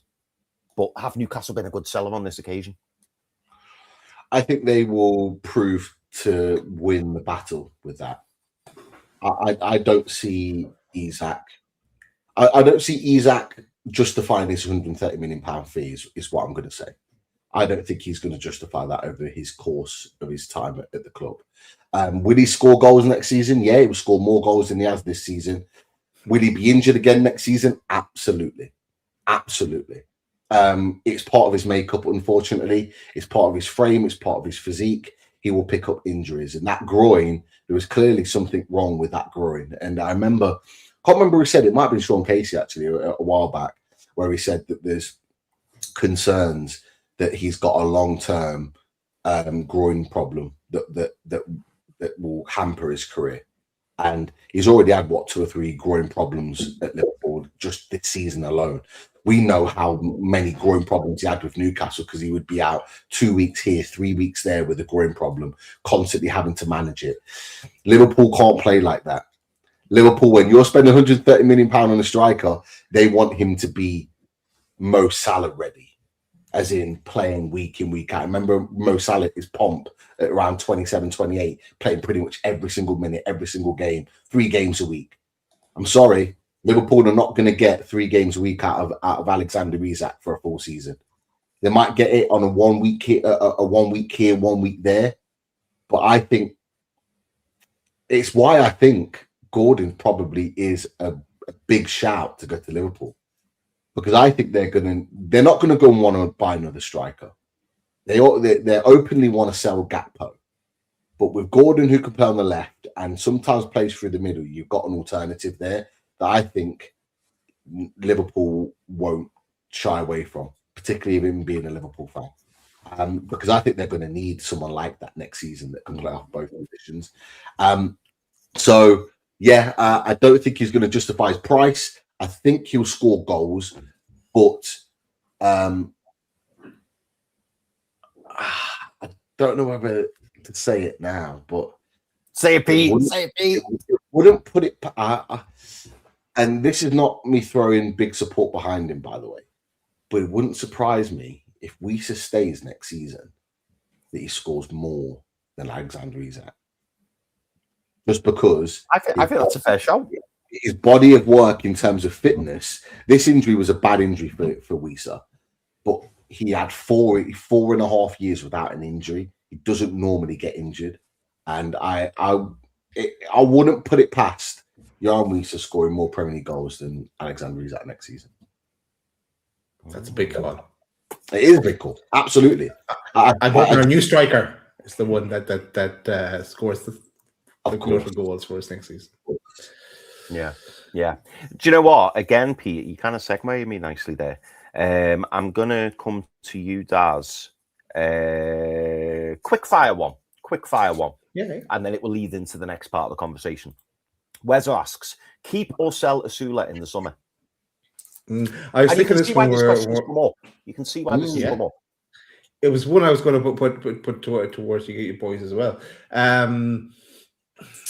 It really depends though on the movement of the other strikers. What's happening with Nick Waldemar? What is happening with Wiesa? He's definitely done really well for us in the last while.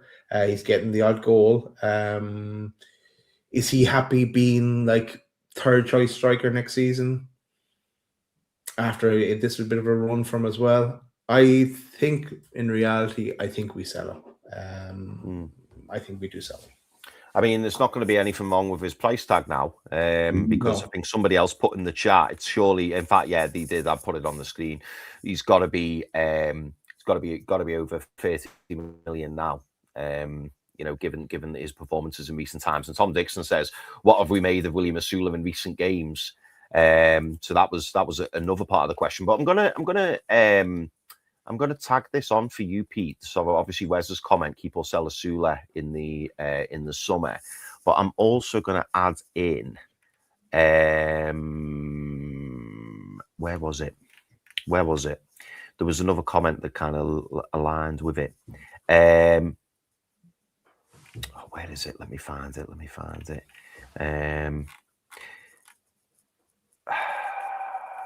Yeah, tell you what, Pete. Just tell me for now. Just tell me, do you think what do you think is going to happen with Osula in the summer? I keep flip flopping with this one. Yeah, I really do. And not from my opinion.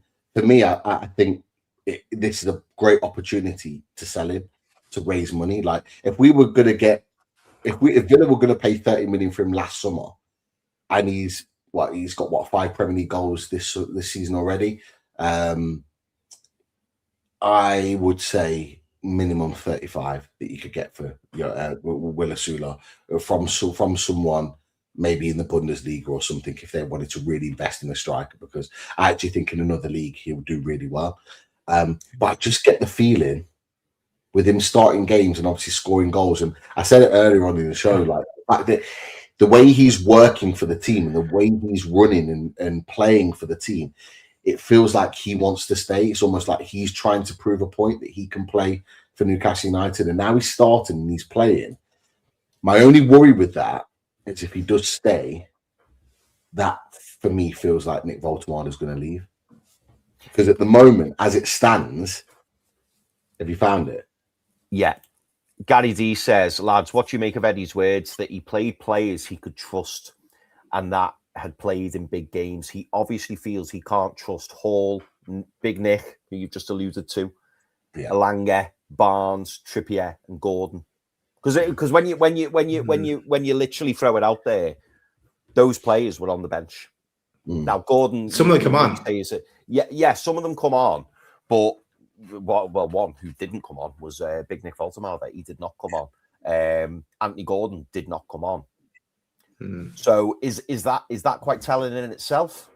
You look at Trips, and Trips is gone anyway. So we're almost kind of we're looking at life beyond Kieran Trippier. I did see something though. I think it was on Instagram. One of the lads put it on the Max Down South chat where during the game, Trippier is kind of like talking players through. He's doing that kind of like captain's role. I love that. We're really going to miss that next season. As a little bit of a side note, but Barnes, I'll be honest with you, lads. I see Barnes staying at Newcastle, but as a squad player, I don't think he's going to be a starter. I do feel like whoever we sign at left wing next season will be first choice, and rightly so, in my opinion. And that's what we need to absolutely do if Gordon's going to leave. Gordon, I think they probably weren't taking a risk on, and he probably doesn't want to be risked because his mind's probably on the World Cup right now. So he's probably just trying to get back to fitness, just so he's ready to kind of go off with England. I think there's more reading into that because. Pass the medical. But doesn't it tell its own story, Pete? We're having a fucking disaster. We're having a fucking nightmare, and Gordon's like, I've got the World Cup coming up. So that tells you everything you need to know about Anthony Gordon and his place right now. That's just my opinion on it. People might not agree, but that's genuinely what I feel. And so, what you're saying is absolutely right. With Hall, I think I think there's a big future for Lewis Hall. I've got no worries whatsoever that he'll probably start between now and the end of the season for Newcastle. Again. And he came on. And he comes on the pitch. I'm not worried about that. I think it's just a moment in time that Eddie Howe, so desperate for results, he's using what he feels he needs to for this moment in time. And I think he's going to go again and incorporate Hall into that. And we're going to go ahead next season with Lewis Hall at left back. I've got no doubts about that. So don't worry about that. Do you think that's a confidence thing as well, Pete? He's looking at the fact, because we all forget, don't we? We all forget Lewis Hall is a young lad. He's what? He's 20. 21. And and he, in a time where we're desperate for results, where confidence is low, where we're not playing very well, is he almost protecting Lewis Hall and saying to him, "Listen, you don't need to get involved in this. You're the future looking forwards, and then you'll get minutes, but you're not going to be starting today." Yeah, I mean, people won't see it like that. Fans won't see it like that because we love Lewis Hall. He's a superb talent and really good player. But as we keep saying, I've said it a few times, that he's not the finished article. He's still got areas to work on, and there will be an element of protection for him. The way I see it is, I think there'll be an element of protection for him because I think Eddie Howe really wants him to go to the World Cup. And if he's making mistakes at this point in the season, it doesn't look good for him. And decisions can be changed very quickly in terms of, right, we're not taking him. He's a little bit too young, a little bit too experienced, blah, blah, blah. And there'll be justifications and excuses made. So it might be a little bit of protection as well, but also just taking him out of the firing line a little bit, making him come off the bench and do what he did off the bench, because he was brilliant. The run that he made, the ball for Wisa, and that's what we're now seeing, and that's what Thomas Tuchel will see. He'll see him coming off the bench and doing that and going, yeah, he's still got that. We need that in the World Cup. Yeah, and it boosts his confidence, and it might be an element of that too. I'm going to disagree with you, Pete. That's what I link to our conversation. I think Eddie Howe really wants Dan Burn to go to the World Cup, but it's not to downgrade Lewis Hall in any way. I think it was just in his mindset. Eddie Howe is he's obviously under unreal pressure. He looks to the height factor. He keeps going back to the height factor with Dan Burn, having him on the pitch for the height factor. I know we were panicking, going, okay, you could have been up against Dan Burn. That's not something we want to see. But it worked, and Dan Burn was up there in the man of the match contention yesterday. So I don't think there's any kind of falling out or anything with Lewis Hall. He's just trying to in a way, I suppose, protect him as well. And it's just that he knows that Lewis Hall would bomb forward, whereas Dan Burn would be more sitting back, and he just suited the tactics. We'll probably see Lewis Hall again before the season's out, but I don't think it's for the now, not necessarily for this is for the way it's going to be set up next season, because it can't be that way. There's no way Dan Burn can be playing the left back next season. Never mind this season, and he won't be. Because we've already been linked with a number of left backs. Daniel Matherley, was another one. Like he won't be. Like what you'll find is Dan Burn will probably play a lot less next season. You know, the fact that Sven Botman's been playing ahead of him at left centre back, it is a big indication for that, because normally Dan Burn will be starting all day every day. But I think Eddie Howe's gone with his centre back partnership that he wants to go with now, and I think Dan Burn's just filling in, maybe to go for the World Cup. I know Ginesta said favouritism. I don't think it's favouritism. I think it's just for what it needs right now. He needed Dan Burn on the pitch for this particular reason. We might not agree with it. We certainly didn't agree with it, but we can't argue that it has had a positive. Dan Burn scored. He played well. He had a good game. It is what it is. We are going to disagree with the manager sometimes. That's part of our makeup. The last part is the most important one. And I think it's related to this question, Chris, and that's Nick Voltemade. It worries me. It worries me that he's not getting minutes right now. And obviously he's not even hiding it either. So he's clearly annoyed and frustrated, which I expect him to be. I expect him to have a face like that and to be annoyed and frustrated. But I keep going back and forth whether he's going to leave the club. I'm not too sure. But I hope he doesn't. But if Osula stays, because I'm almost kind of at the mindset that Yohan Wissa, because I wanted him to go to Saudi, I'm at the mindset now that Yohan Wissa is going to stay next season. So it's either Osula or Nick Voltemade, and now I'm unsure, because Osula's playing and scoring goals, and Nick Voltemade is not playing or scoring goals at all. So at this point, it's kind of tipped in Osula's favour that he's going to stay. That's a big worry for me, in my opinion. If you look, you're right, Pete. If you look at this Eddie Howe team and how Eddie Howe plays and how Eddie Howe structures, Newcastle, Yohan Wissa and Osula fit his system better than Nick Voltemade. As much as I think it's fair to say we all rate Nick Voltemade higher than Johan Wissa and Will Osula.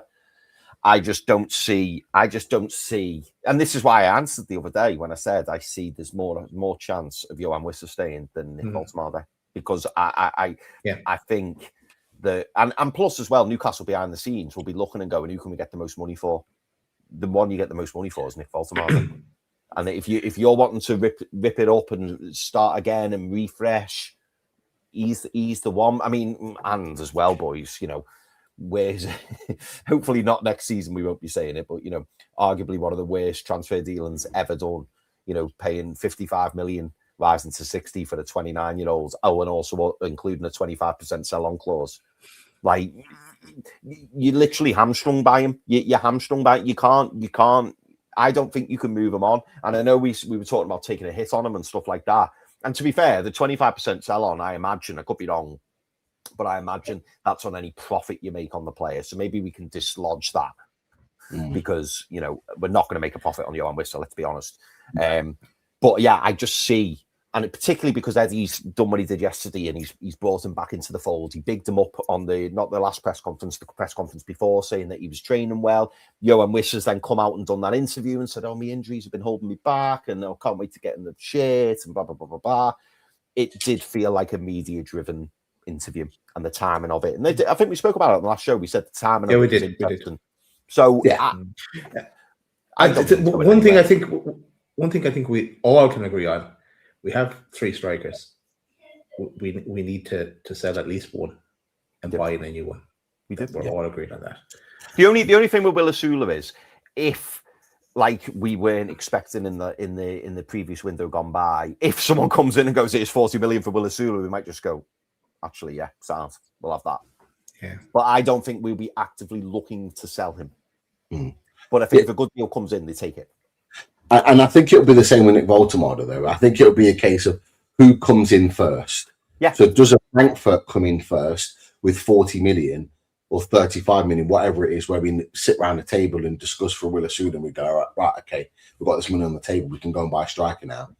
And then they go and do the deal and Nick Baltimore stays, or is it going to be the other way around? If Nick Baltimore has a good World Cup, Bayern Munich turn around and go, actually, we want him now, want him to build. But will Nick Baltimore ever fit in this system, Pete, under Eddie Howe? Because I agree with what you're saying. I totally agree with what you're saying. But at the same time, if Will Osula stays, he gets minutes. If Baltimore stays, does he get minutes? There's nothing saying that. I know it's Eddie Howe, but there's nothing to say we can't change the system this summer. You're not going to change it mid-season as well. You use the whole pre-season to implement it. We even saw it by looking at the youth teams. They're all playing with 4-2-3-1, isn't it? Or I think we looked at. So who's to say we're not going to evolve? It's uncharted territory. It could work, and we want it to work. But I think what's clear is that making Nick Baltimore work is the hardest of any other player. Yeah, make him work. You're going to have to change everything.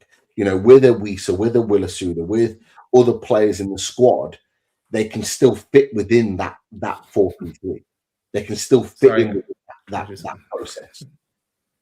Nick Baltimore can't. He's the only one that can't fit into that, and you have to change it to make it work. And I think that's where it becomes most difficult.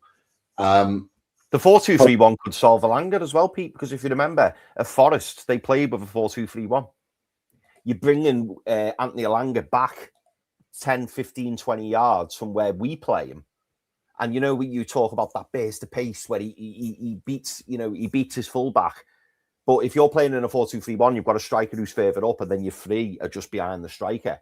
So Anthony Elanga is coming a little bit deeper. Those 15, 20 yards that he runs into and causes a little bit of havoc, is that then also, technically, is that also solving the Anthony Elanga problem as well? Because at the moment, he's pushed in the far right wing and he's getting the ball in areas where it's like, right, you need to do something. You need to do it. You need to do it now. You need to, play the pass. You need to take on your fullback.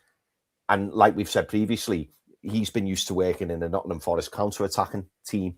Yeah. And in a 4-2-3-1 as opposed to a 4-3-3, which looks similar, but it is very, very different. Yeah, no, you're right. It's something that we are going to have to really look at.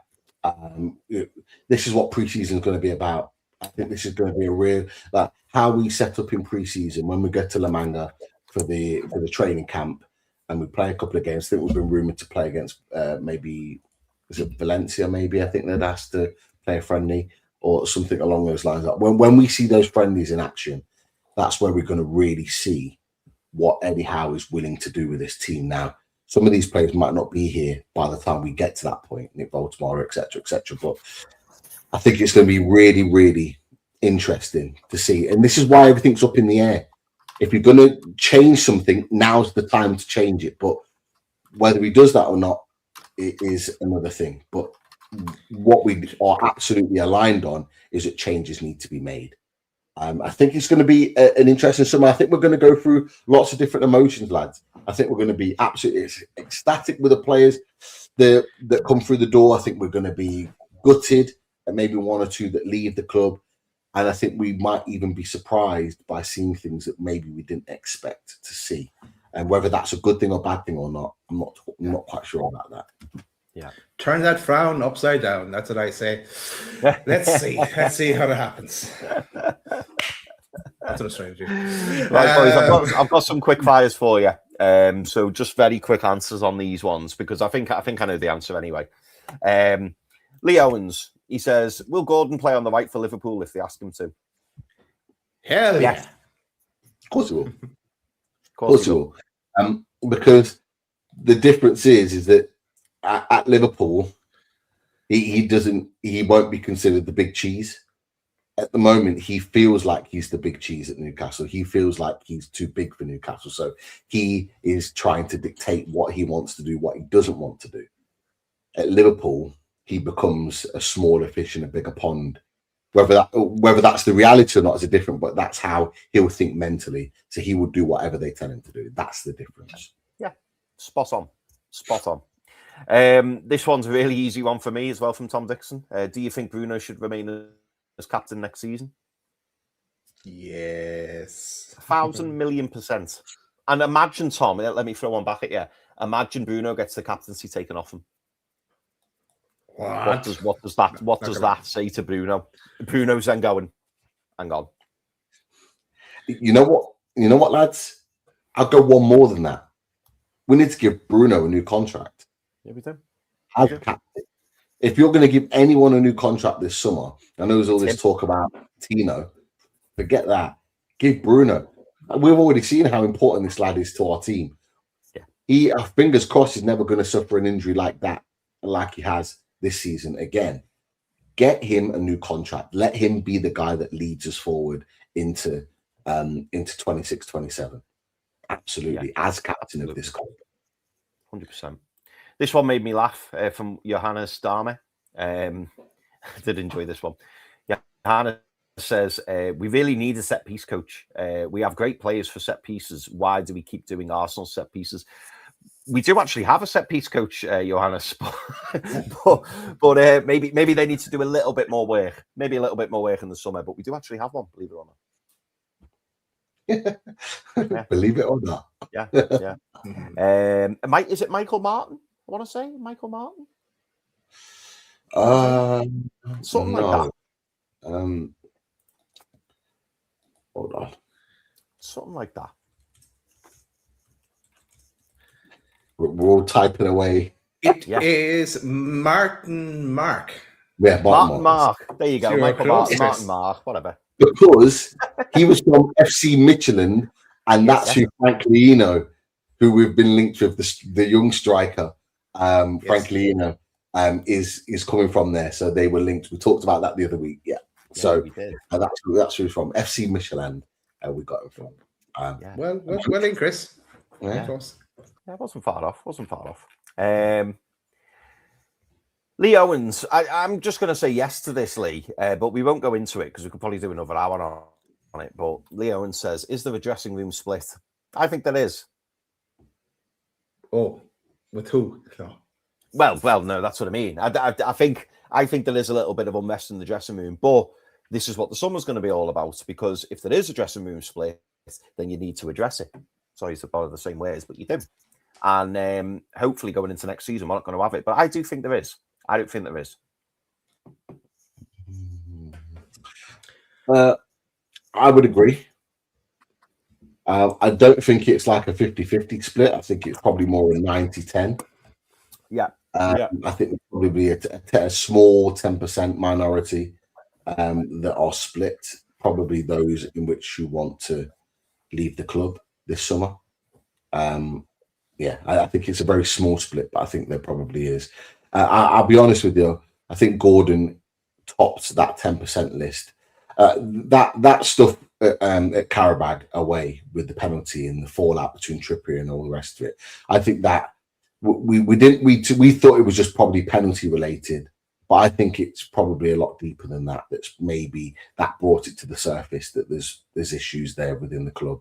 You see the reactions when like Gordon's not giving players the ball when he's prioritising, like when he went for that shot against Palace at Selhurst Park, and Joe Linton's reaction and Barnes's reaction. It's like, yeah, there's something not right here.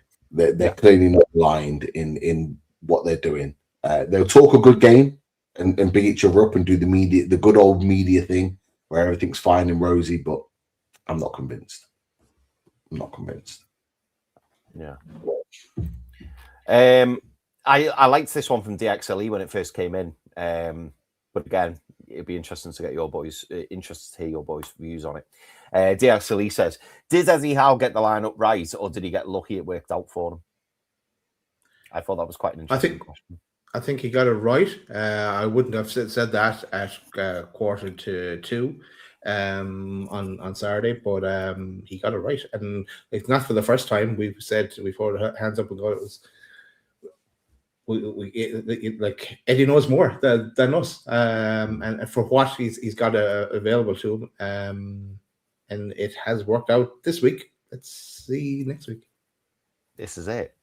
Yeah, Pete, and I like this because it's a bit of a mischievous question. And the reason being is obviously if we didn't get a positive result yesterday, yes, we did. But if we didn't get a positive result yesterday, I think everybody would have been out with the pitchforks, wouldn't they? Given who was not playing, so your likes of your Hall, your likes of Wissa, your likes of Voltemade, your likes of Ramsdale, who some people obviously still feel should be in between the sticks. There was a lot of big names left on that bench, Pete. Do you agree with that, or should I say not agree with that? But what's your opinion on DXLE's question? Yeah, well, he got it right because we got the win. I think he got the selection right because look, regardless of what happened in the second half, it was a good first half. We could have been 4-0 up, and I think if we'd have gone in 4-0 up, as I said earlier on in the show, I don't think there'd been any qualms. There certainly wasn't when I spoke to Maz at halftime with regards to the game. There was no qualms that Newcastle deserved to be winning. And on top of that, like we were playing well apart from that first 22 seconds.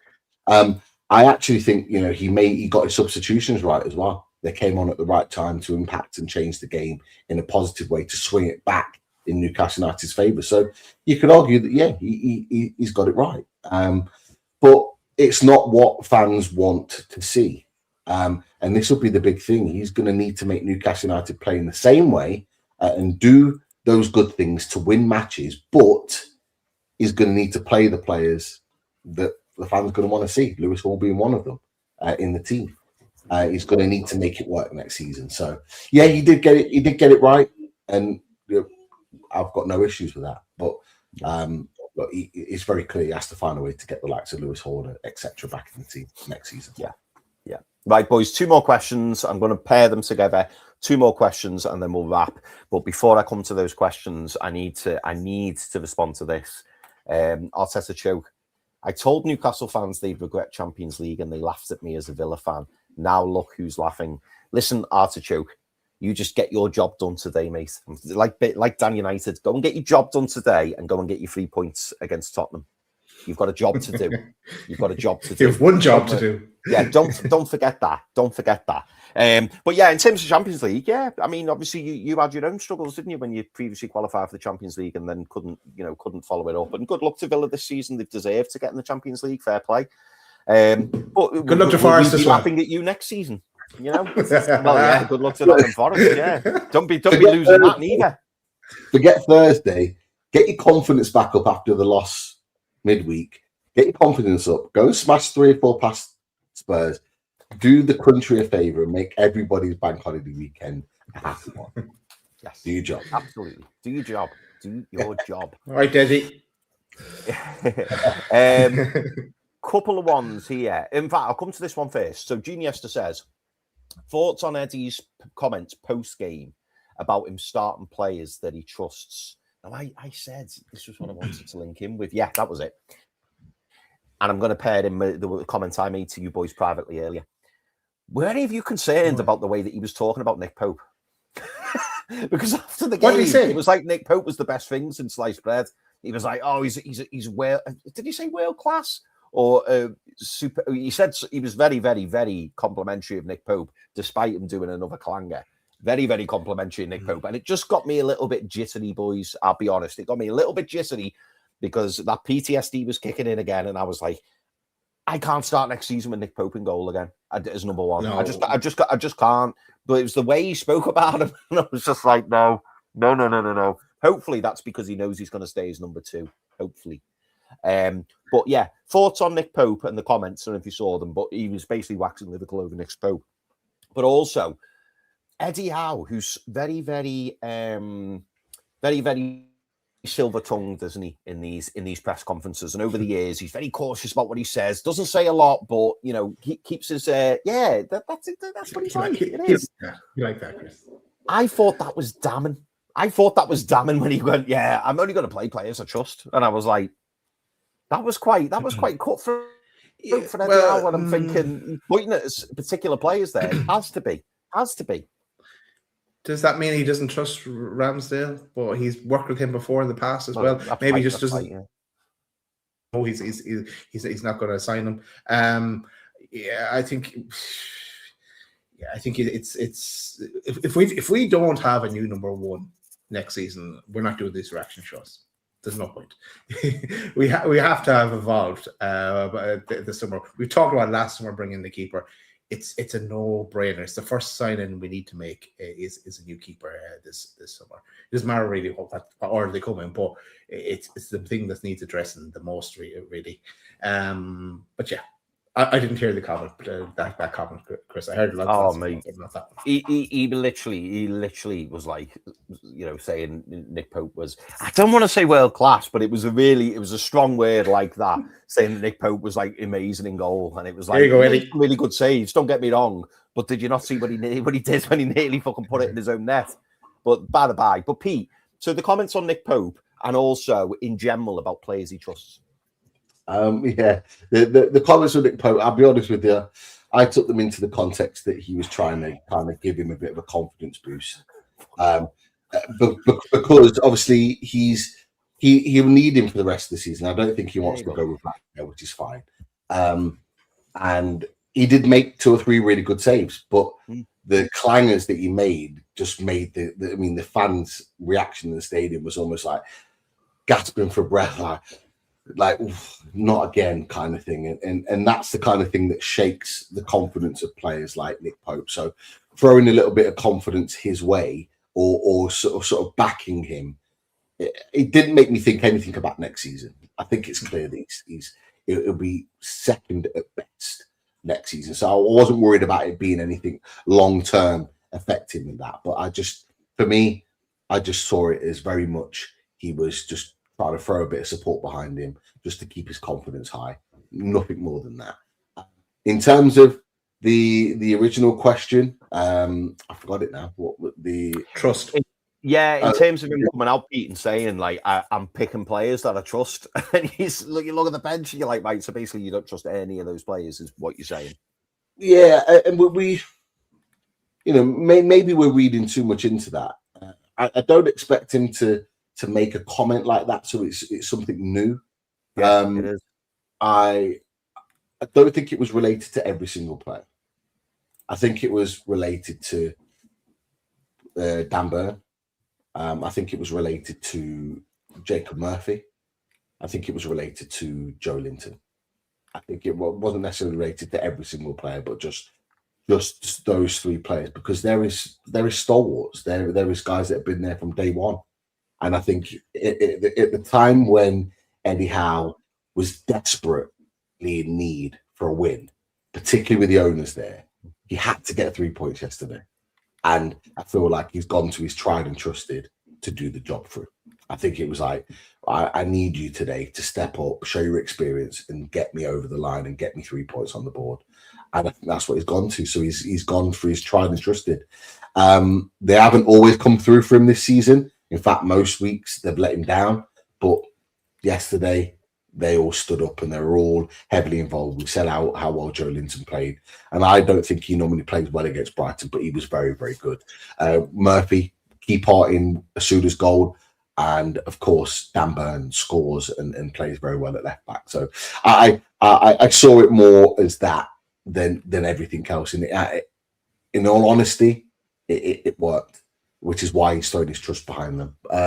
As I said to you before, the likes of Lewis Hall, the likes of Alanga, the likes of Jacob Ramsey will all have opportunities to play next season. They'll all get their time to shine, but needs must. These were the words I used last night. It was needs must for Eddie Howe. He needed to get a win by any means necessary, and this is why he did what he did. Yeah. No, I can't disagree with that, Pete. Yeah, these two boys. This is more of a general one, really, and one looking forward, I suppose. In fact, before I come to them, though, Jimmy Watt makes a great point. I've just started. Really, really good point. Not a question, but just a good point. Jimmy Watt said, if Bayern miss out on Gordon, who may end up at Liverpool, I think Bayern will come in for Voltemade 50 million plus. And I do tend to do generally agree with that, because I think Nick Voltemade's next club, if he does make a move, will be Bayern Munich. And I just wonder, we keep hearing that they're really, really interested in Anthony Gordon, but we know that they're only willing, or allegedly only willing, to pay about 50, 60 million, which I don't think gets Anthony Gordon. And I think he could end up moving to another Premier League club, whether that be Liverpool or Arsenal, and we'll get a significantly higher fee for him as well. But yeah, Nick Voltemade to Bayern Munich, definitely one to look out for, particularly because they've just said that they're not going to be signing Nicholas Jackson on a permanent. So they're going to need a foil for Harry Kane. And you could argue that Nick Voltemade is very, very close in terms of, position and play style to Harry Kane. So, yeah. Anyway, last question, boys, was DXLE says, lads, the Geordie Journos said this summer, most likely we can only spend the same amount that we bring in due to some UEFA rules. Does that worry you? And Andrew Ford says the similar. I've heard Craig Hope and the Geordie Journos now say that we will only able to spend what we bring in regards to sales. That's very worrying, considering both are reliable. Why is this? Now, yeah, I did find it a bit worrying, because obviously Alexander Isak, that sale will go into this current financial year's accounts. Obviously, SCR's coming in. That's now been confirmed, rather than Anchorin or PSR. But yeah, I was a little bit concerned by that. But then on the other hand, I wasn't too concerned, because I thought, well, this is going to be a summer of overhauling, and I fully expect us to gain at least 100 million, if not more, from sales. That's what I think we will do. And then obviously that opens our horizons in terms of spending. But what was? I'll come to you first, Pete. What were your thoughts on the fact that we're going to need to sell in order to spend? Yeah, it's not related to a club situation. We do have the money to go out there and spend, and we will generate money through sales, so we could go and have a really good summer. And what they're referring to is the UEFA charge, because that's what it is. Basically, the we'll get charged. I think we're 73% in terms of wage ratio, whatever it is that they need. I think it's 70%, so we were slightly over. Villa were over by a lot. I think they were like 95% or something when they got fined. So Chelsea were the same. So I think what the impression we're getting is that we're going to get a similar restriction to what Aston Villa got, which is why they couldn't sign certain players last summer, is because they almost had to sell to buy. So every bit of money you generate, you can then put back into a signing, and that's why they didn't do many sales, because then they basically couldn't do anything. So I think we're in a position where we may well have to generate money through sales to be able to go and replace those guys. And that's the situation. So that's why we'll probably see maybe a Gordon go, but then we'll go and get left winger, for example, to replace him and etc., etc. So it's related to that. Now, it's not been confirmed that that's going to be the case. People are assuming that that's going to be the case. Until UEFA confirm that, we don't know where we lie or where we sit in that situation. We know we're going to get a fine. We know it'll be a small fine, anywhere between 5 and 8 million, maybe 10 million at most. We were only just over, so I would assume there would be a little bit more leniency in terms of the sanctions that are put in place for Newcastle in comparison to Villa, who were way over. I would like to think that that would be the case because, you know, being way over, you would know you're failing, as Aston Villa did, but to give us the same punishment, exactly the same, I think would be quite harsh because we actually tried to work towards it and maybe just missed out. But we don't know. So it's based on UEFA and their fining process and their kind of restrictions, but it's not in place yet. But it's not because we can't do business and we don't have money and PSR and SCR. It's not that. It's because of UEFA more so than anything. So until we get confirmation that in the summer, I imagine Newcastle United will just go about their business as they were planning to. I mean, you made a really good point just before I come to you, Daz. You made a really good point the other week as well, Pete, because, you know, some people saying, oh, it's probably better if we don't get Europe, because if we don't get Europe, we can spend 85% of our wage bill, you know, in what you've just been talking about. But the problem with that is, for a club who aspires to be in Europe every season, you're going to have the same problem, because even if next season we go up to that 85, brilliant, wonderful. But then if we qualify for the Champions League, but then like, oh shit, we're going to have to sell all these players or bring the wage bill down. So we're going to have to cut our cloth and just work to that 70% rule, so we constantly fall below it, whether we're in Europe or we're not in Europe. Yeah, absolutely. We aspire to be in Europe every season, so we have to work to that 70% in that wage to turnover ratio. We have to, and that's what David Hopkinson's already said that we're working towards, regardless of whether we get Europe or not. That's what we're working towards. And anyone that's got their aspirations of doing so will have to work to that. So this is the thing. If Everton this is why Mike doesn't want Everton, will be part of the reason why Mike doesn't want Everton to get Europe right now, because they haven't got the infrastructure behind them to be able to manage a 70% wage to turnover, because they'll have to get rid of players. They'll have to maybe keep a tighter squad. Bournemouth will be in the same boat. Brentford will be in the same boat. They'll all potentially struggle with managing that, and they won't go out and splash loads and loads of money unless they're selling players to be able to manage that situation. And if they were to get Europe, they'll all struggle in the Premier League next season. Every single one of those that are in Europe, whoever gets it, whether it's Brighton, whether it's Bournemouth, whether it's Brentford, whether it's Everton, whoever it is, they will struggle next season off the back of that. Because they'll struggle to manage the signings and the demands of football. But we're getting it right now. This is the thing that I keep saying. Off the pitch, we are moving in the right direction. In terms of revenues, in terms of money generated, in terms of what we're trying to do, in terms of overall revenue, commercial revenue, we are in the right direction. We are the best outside the top 6. A lot of these other clubs off the pitch aren't doing the same, or a lot slower in doing it. We just need to make sure we get it right on the pitch, because when we get both together, we will be the next ones, in my opinion, that will have the sustainability to be able to fight alongside that top 6 in the next few years. I'm assured of it. I'm assured of it.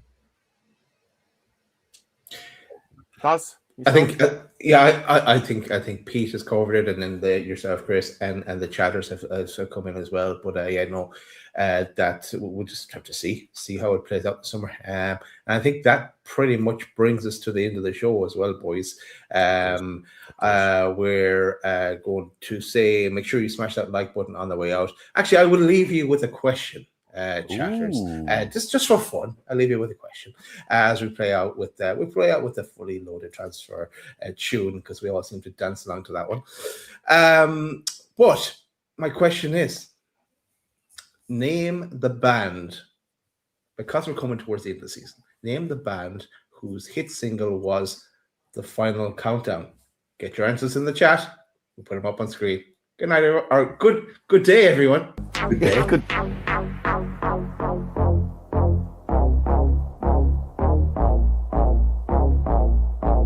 said, hola, como esta?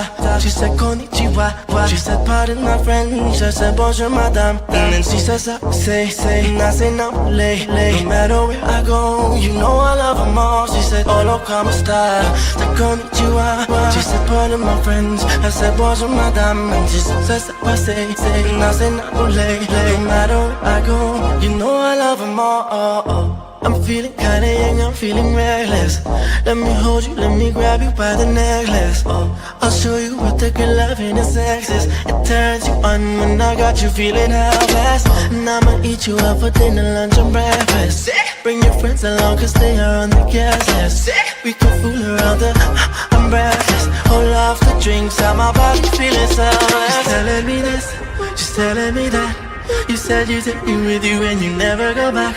Now I got a lesson that I wanna teach. I'ma show you that where you from, it don't matter to me. She said, hola, hola, hola, hola, hola, hola, hola, hola, hola, hola, hola, hola, como esta? She's hola, hola, hola, hola, hola, hola, hola, hola.